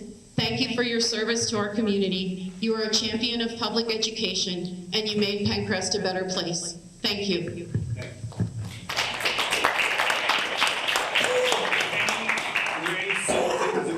Speak on agenda or non-agenda items, you have 2 minutes. Yep. Come on up. I'm sorry, I didn't see you, but come on up, sir. Anybody can come up, all right? Go ahead, defer to your choice. Okay. I'm just gonna get up and go. All right, thank you. Turn the mic on if you're gonna use it. Is the mic on? Nope, we turned it on. But it's on? it's on. On? No, put the button. On? There you go. Okay, there we go. You're on now. I mean, I guess I demonstrated I don't need the mic last time. Hi, you already know me, I spoke earlier. I am the student representative from Saegertown, but right now I am speaking on my own. I am wearing a shirt, I apologize. So, every time I come here, I say, I'm not gonna speak to the board. I don't want to speak to the board. I really don't. I come here, and oftentimes I do it as the press, because that is a huge part of public speaking, and it gives me valuable information just to be here in your presence. But I never want to sit here and tell you that, hey, you're hurting your students.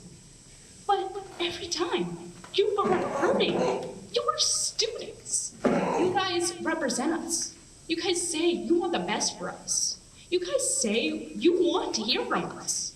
And oftentimes, I feel there are only 2 people sitting at this table that actually do see us. All right? Because look around. Can I stop you for a second? Yeah. Which agenda item are you? You said and non-agenda items when I came up Yes, here. non-agenda. Yes, I have 2 minutes. I don't remember when that timer started. But Okay. look around. Tell me just how many students who are currently in our building who are still here. That volleyball team who did really good, they left. Wanna know why? They didn't want to hear any of this. They didn't want to hear the fact that some of the people in this crowd disrespect your students. They say, hey, you know, my kid chopped off their breasts one day, and I really don't like that. Well, I'm very sorry that you just like that people are trans. I'm very sorry. But you know, I'm sorry, I'm getting ahead of myself here. All right, so there are no current students that I can recognize, at least. There might be 1, 2, maybe. But I can tell you that your students are afraid to come up here and speak to you because they know you're not going to listen. 1 minute? Okay, thank you. Yes, you listen to us. Yes, you obviously see that I am physically here. But when I spoke to you last May about LGBT books, and when I spoke again on the same issue regarding banning books, you're still trying to ban books. Why? All right, yeah, you say, hey, there's pornographic things in our library. There's pornographic things in our classical literature, in the Bible, which, yes, is in that book. I've read it. I've been a part of 7 praise bands, too. Sorry. Yes, there are stuff like that in classical literature and in our library. But the fact that you are now revising a policy you already revised earlier this year about pornographic images and stuff like that. Okay, it's out of my time. Thank you. Thank you then.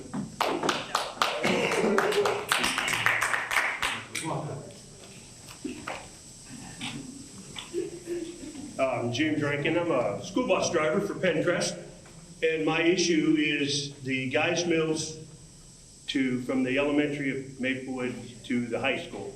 I know you guys aren't the Board of Transportation. I don't know what kind of influence you have, but I drive a bus on that road, and with that huge farm and that sawmill and the trucks and the buses going both ways, that road is too narrow. It's bumpy. The ditches fall off. I happen to know the lady in Titusville who wrecked her bus last year because she got forced off the road by a log truck. Her right rear tire grabbed the ditch, caused the bus to turn, and as you all know, it rolled over and 15 kids were hurt, including herself. That road needs to be addressed and widened to at least 408, if not 77.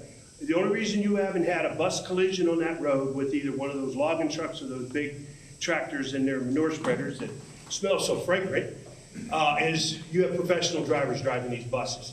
But an accident is in your future.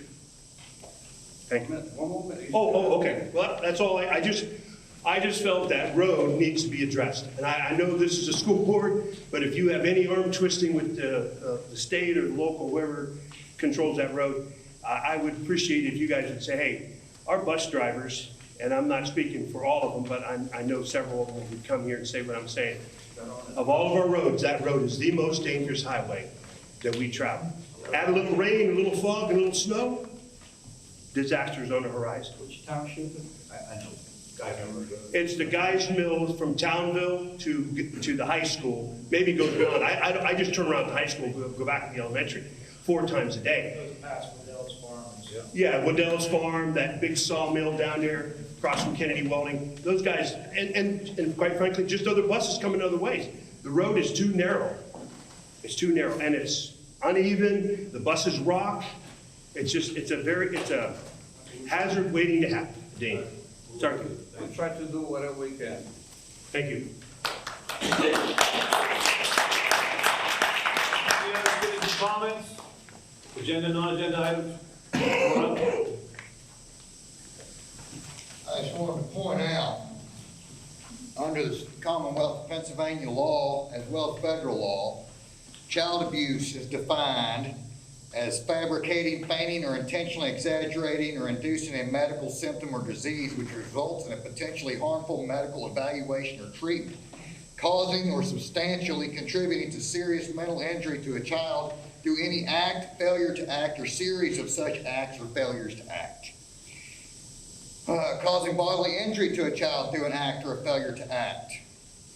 And obscenity is not First Amendment protected. It is banned to be transferred to minors. The transfer of obscene material to minors or the attempted transfer of obscene materials to minors is prohibited by both state and federal laws. That's all I got. Less than a minute.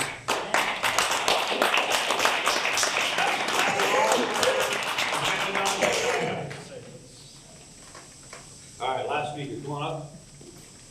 So, about so-called protecting women in sports, the thought itself, without even getting into the science, that women need to be protected, that goes back to the stereotype that they are weak and they need male protection.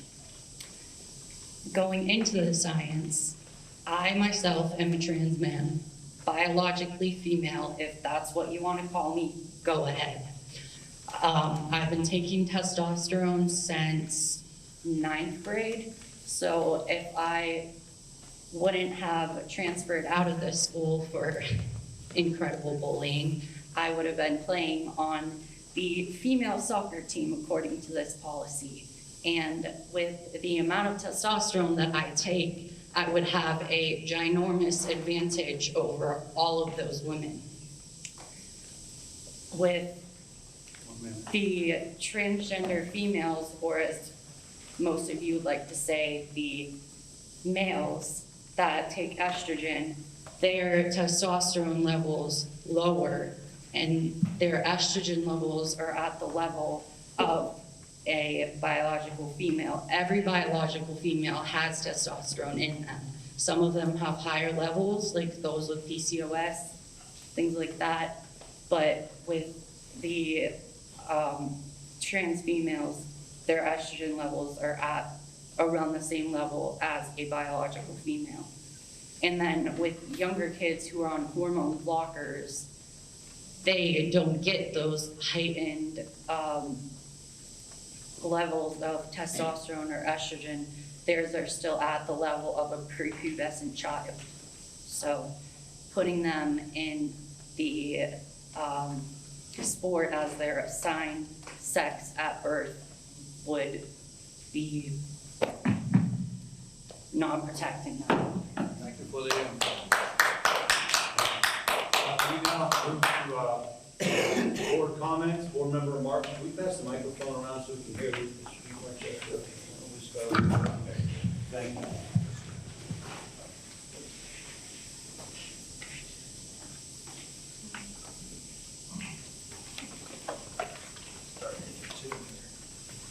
All right.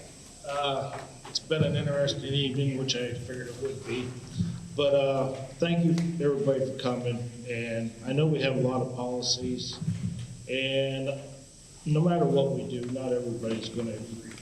But our stance has to be children first. And I know a few of you are going to say that's not true and all that, but it really is. We have to look at the children overall, majority. And I guess where I look at it, if you're more concerned about the sexual content of a book in the library over the basic education of children, that lies the first problem.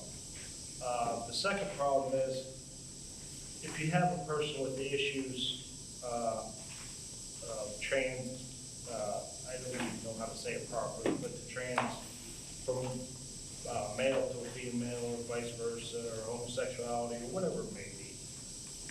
I really don't want a book in the library being your focal point. You need professional help. And I'm not saying anything bad by that, but there's professionals out there that can help you deal with transition. They can help you deal with these issues. The school library, in my eyes, should not be that thing. I know some people are gonna hate on me for this, and that's fine. I've got big shoulders, I don't care. But we've been seeing it in this country in the past few years, and it is disgusting for kids to have to deal with these things. And what you said about the trans women competing in women's sports, I hope I'm saying it right, but yeah, their testosterone level might be close to the same, but a biological man is stronger. They have bigger lungs, they have a bigger heart, they are stronger. I don't care how you put it, it's scientifically proven. And for the safety of women, and I am protecting women's sports. I have 3 daughters and 1 granddaughter, soon maybe another one. But let me tell you, I will do what I can to protect my grandkids and my daughters. Their safety is my top priority, and I do not want them to go through what's going on today in this country. Especially if there is somebody that says they're a female and they go in the locker room and they still have male genitalia. That's not right. I don't care. You can say what you want. It's not right. So if anybody, I'm going to move on from that because there's going to be more discussion. But now for anyone that does not like this board or our decisions or what we do, I think Mrs. Hendrick said it earlier, February 14th, 2023, you can start collecting signatures for getting on the ballot of the school board. I think the paperwork won't be able, or you can't pick that up till, I think she said the end of January, 1st February, but you cannot start getting signatures till February 14th. After that, I recommend that you run Democrat and Republican. If you just do one or the other, you're not going to fare well at all. But if you are a Democrat, and when you get your signatures for the Republican, you have to have somebody who's Republican do that for you. They have to be with you. And vice versa, if you're a Republican, you have to do the same. You have to have a Democrat do that for you. I will tell you, if you're going to run for school board, make sure your T's are crossed, your I's are dotted, make sure the addresses are correct, make sure everything's the same. Because Luigi will be down at the courthouse going through every single signature. If they're not right, he will get you off the ballot or take you to court. It's happened. And after that, like I said, I'd love to see 20 people on this board. I know we will never all agree, but, and one thing that was said, I was going to let this go, but I'm not. I read that policy 109.2 several times today. There was nothing in there against any LGBTQ, whatever it is now, homosexual, anything like that. We have not said that, and I've said it from the past. I don't care what your sexual tendencies are. I don't care what your religion is. I don't care if you're a student in this district. I will stand with you no matter what. I won't agree with you, but I will support you. If you're getting bullied, we need to know about it. Somebody said that we were against that. For me, that's not true, and that kind of hit me a little deep there. So I appreciate you thinking about the way you say things, because you're wrapping everybody up in the same, and that's not true. And to Mrs. Miller, working with staff and students and everything, I don't even know if she's still here. Oh, yeah, there she is. I think that's a wonderful idea. I think that's something we really need to seriously start doing, even with just a small committee. We tried it in the past, and quite honestly, there was opposition. It didn't work well. So maybe we can make it happen now. Hey, last but most important, let's have a Merry Christmas and celebrate the birth of our Savior. Everybody have a happy holidays. Thank you very much. First of all, it was great to have an update from all 3 schools tonight. Maplewood, Cambridge, and Saegertown all showed up. It's fantastic to get these updates from the kids and know what's going on in the schools. It's super impressive that Shield is here with six-time state champion. You think about this, how one school in the middle of an old cow pasture in Guys Mill has produced 6 state championship teams. You look around at the rest of the district, we don't have a lot of other state championship teams. The amount of time and work and dedication and focus that it takes to be a champion is something that we can all learn from.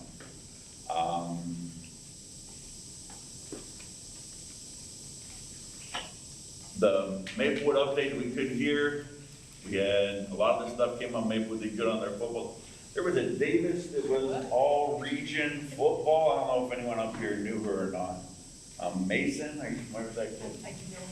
Yeah, so Mason Davis, second team? Second team.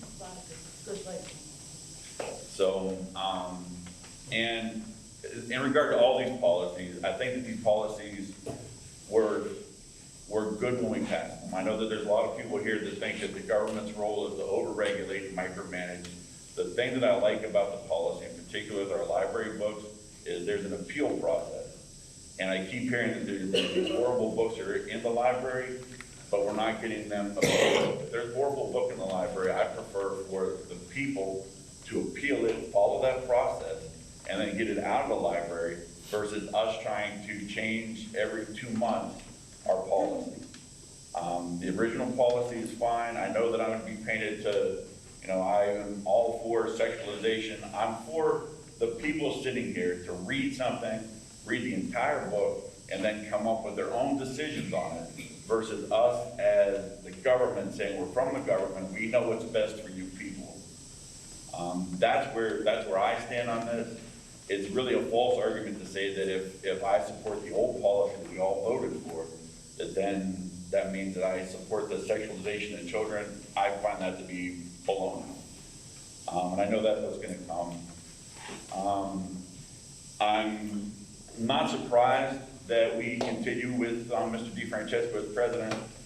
Looking at this meeting, the level of confusion, the disrespect, the favoritism for certain people talking versus other people, it's not surprising. That's what we want as an elected official. We voted for that, and that's the will of the people, so I support that. And then, the bus route, I don't know what we can do about the bus route. I do know that particular stretch of road, a kid that I know that passed away during summer school there, driving too fast, driving himself around a tree. I don't know if it's not a state highway there, so I don't know exactly who the jurisdiction it is, but if we can reach out and find who it is and advocate for it, I think we can do that. And again, as we head into the holidays, stay close to your family and those that you love. That's all. I just want to add a little bit. Oh, actually, I want to add a little bit on to that, about that road too. Actually, my daughter was in an accident that they thought that the student passed away on it. It's very slippery in that spot. But initially, I would like to direct the attention to the latest poll that was put up by Mike Crowley in the Tribune, which asked our community the question, do you agree with the efforts to remove or restrict books accessible to children in schools and libraries? And the response from this community was an overwhelming yes, at a whopping 74%. With this in mind, I commend Mr. Valesky for his diligence reflecting the values of this community by putting forth a new policy that would remove the many obscene books and keep similar books out of the schools, a positive for the PENNCREST community. Another positive is the efforts put forth by counselors Ms. Allen and Mrs. Mogul in not only identifying, but also meeting with each senior that may qualify for the Hagen Scholarship that I mentioned at the last meeting. That was a total of almost 60 of our seniors. I'm praying that we see the scholarship awarded to these high-achieving students. And finally, as we wind down 2022, I want to encourage all of us to continue the work on the board of pursuing many more positives in 2023.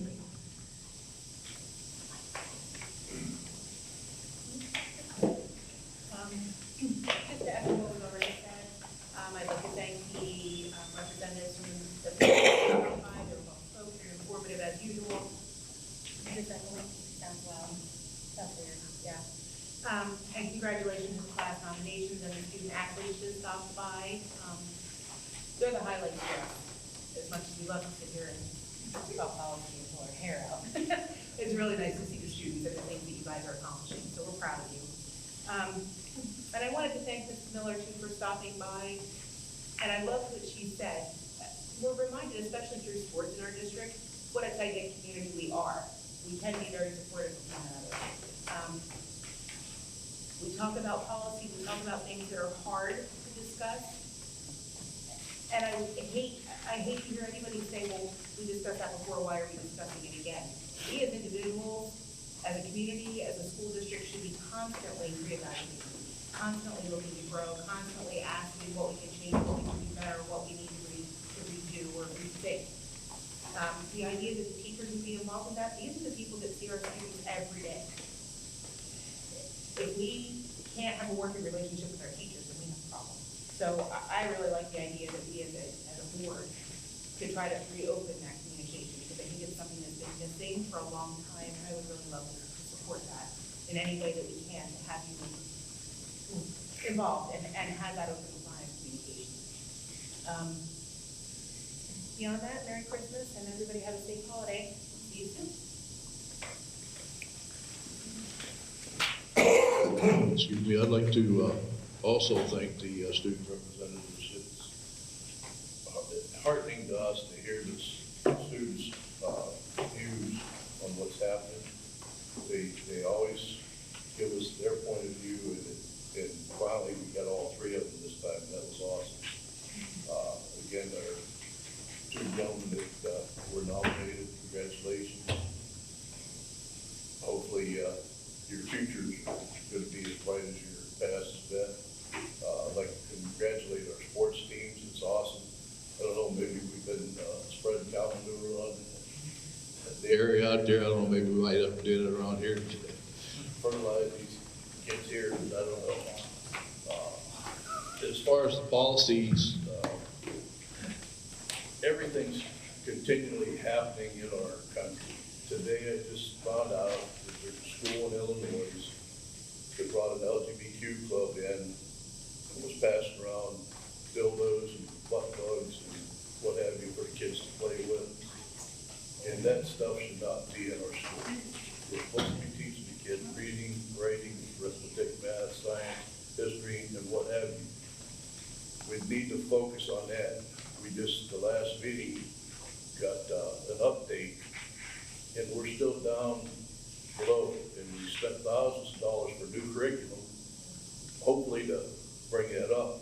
And Dr. Glasspool had showed, I believe it was a 10-year goal. I said, that's not good enough. We need to have a goal every year and have that continually going up and up and up. We were, at one time, long before I got on this board, we were in the top 50 schools, and I think we could get there again.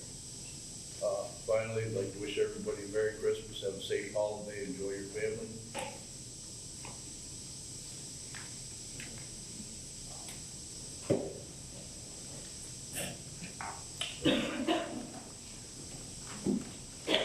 I'd like to thank everyone for coming tonight. Just a few things I want to hit on. I'll be really quick because I'm tired of sitting here, and I think everyone else is too at this point. But the first thing is Mrs. Hetrick had said that the board has an agenda. She referred to that a couple times here a little bit ago.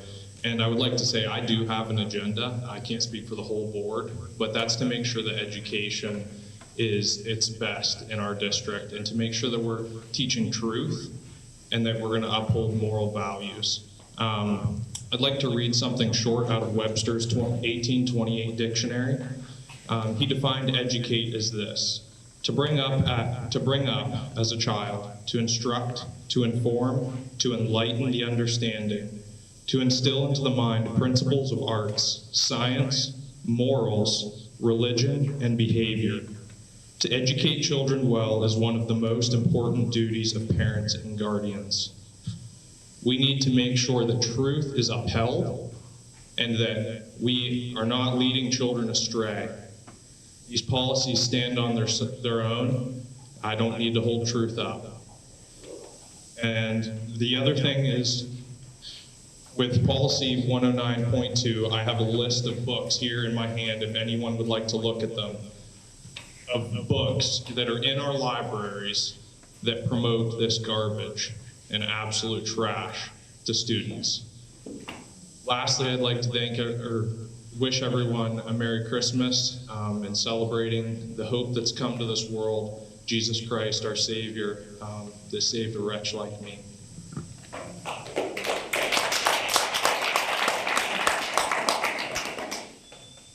Well, I just want to tell everybody that if you want to run for school district, you need to do what has to be done and get on the board. As of today, I'm resigning, I'm moving out of the district.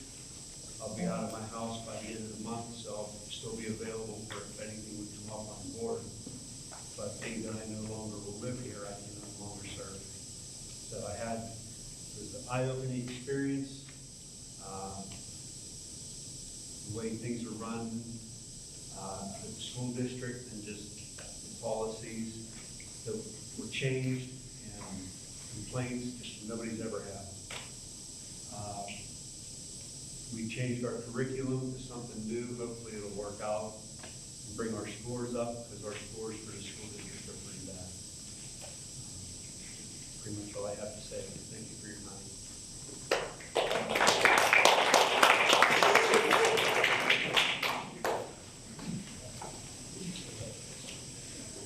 Just a quick comment.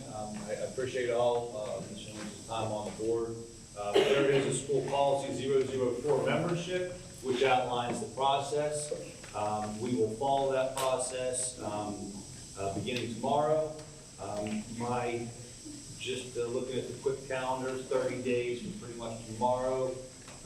We do have a meeting on January 12th, I believe, which is a Monday. It's a work session meeting. Hopefully we can have a decision by that January 12th and vote a member in. So that's my goal. So we're gonna start, when can they start? We can start January 12th if we vote them in. We're gonna have to have some kind of a meeting to interview candidates. Right, when you want to start sending resumes. Oh, we're gonna get it on the web tomorrow. The ones that have been heard. All right, sorry. Okay, Okay, I guess it's my turn. Well, first I'd like to give everybody some background that I have. I was the eighth child of 10 children. My father was a hard-working individual, definitely not an alcoholic that beat up his wife or his kids. But the reason I'm bringing that up is that I was the only male out of the 10 children. For years, nobody ever mentioned what sex I was or what my sisters were, and I didn't know. Well, we were not really a well-to-do family, especially when you have 10 kids. It's pretty hard to have anything. So the only handout down that I used to get was my sister's dresses. Well, that didn't make me wearing my sister's dresses a female. And nobody ever talked about those years between all this new terminology that came out lately. And I think it was since the 90s, late 90s that came out. I didn't even know what transgender really meant. But anyway, it's happening. So through the years, I used my whatever Mother Nature gave me, and my sister did the same thing without any questions. But based on that, what I'm getting at is this. When a baby is born, when the human is born, the only thing he has in his brain is an instinct to survive. So the only thing the child needs and wants is food, so they can survive. As they grow, they learn what's going on around them from the adults. And as they grow to the point, they learn that they acquire a lot of knowledge from their parents, the caring parents. And it comes to a point where the child will start school. And all of a sudden, a child, most precious possession of adults is the children. And they hand in the child to school. They spend more time in schools than they spend with their parents, unfortunately. There are some parents that decide to raise their children full-time, and makes a burden on the family, especially nowadays, because in order to survive, you need two incomes. But a child goes to school and he starts learning. The child's brain is just like a computer hard drive. There's nothing there. So the adults put information into this child. Now, I want to read a section of the Pennsylvania law about academic standards and planning.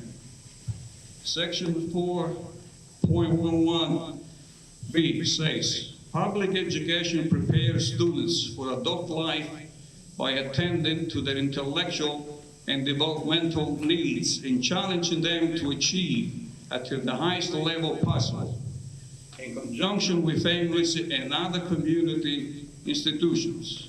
Public education prepares students to become self-directed, lifelong learners and responsible, involved citizens. And that, ladies and gentlemen, is what public schools are for. And it seems to me that for some reason, school boards allow the formation of clubs, groups, extracurricular activities, which is fine. But curriculum it's planned by the professionals and the administration and presented to the board for approval. And the only thing that the professional can teach the students is what's in the curriculum. Anything else outside the curriculum, then it's personal. And mainly, we have to be very careful what information we are putting into these children's computer. Yes, I know, we can do better. If we emphasize the education of the children to the academics, and the academic standards are very clear, and no way here says that we have to teach anybody else, any of our students, things outside what's in here in this law. And students in this, and the other point that I like to make is that all our students until 10th grade or 11th grade, they're all minors, which are protected by law. No minors can decide what to do with their lives or their body without their parents' permission. And nobody else is allowed to convince a child anything outside what the parents want them to be. No one. And as far as policies, I said before, policies, any board can change them anytime they feel necessary to change them, upgrade them. And they are, the purpose of the policy is to protect our students and all minors. And the law protects more than we do. There's such a thing, we still have students or adults that like to bully our students, and that has to stop. I read some information that narcissism is related to the bullying, and that can be medically corrected. And narcissists, they love to pick on an individual, destroy their character. They spread lies, innuendos, and nonsense. So I want to emphasize that our job as a board is that education, as required by law, for our students, the welfare, and we do, and the schools do more than just educate the kids, you know. That's why we have sports. That's why we have programs like music. And we always try to do better. And better can be done. There is no, my recommendation is to those that want to comment about these policies, please mention, describe exactly where this board is discriminating against anybody. As far as I'm concerned, there's no discrimination against anybody. If a student, a minor student, with the permission of a parent, want to be something else that he is, or she is, well, that's fine, that's America. But the decision is not dependent on people outside the families to convince students that they can change anything they want. And another thing I'd like to bring to your attention, in Pennsylvania, there is a law to change sex, and requires that an individual has to be 21 years old, and for the less than 2 years has to live a life as the sex they want to. And then they go before a judge, and they approve it. But they have to prove that they are adults, and they, for the last 2 years, they live the sex they prefer. So, you know, Pennsylvania has laws that protects everybody and allows, believe it or not, anybody to do whatever they feel like doing. And with that, I ask this, please take it seriously and comment. Comment that were taken will be taken.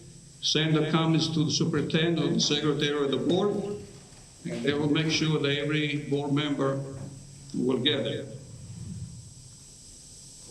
And regarding Mr. Brooks, yes, we can always do better. Thank you. That's all. This is not about policy. This is not about policy. Meeting is over, I'm sorry. Oh, I'm sorry, what? You had the chance for the student. No, this is about. I'll talk to you after. I'll talk to you. Okay. Good. Do I have a motion to adjourn? All in favor to adjourn, say aye. Aye. Yes. Motion approved.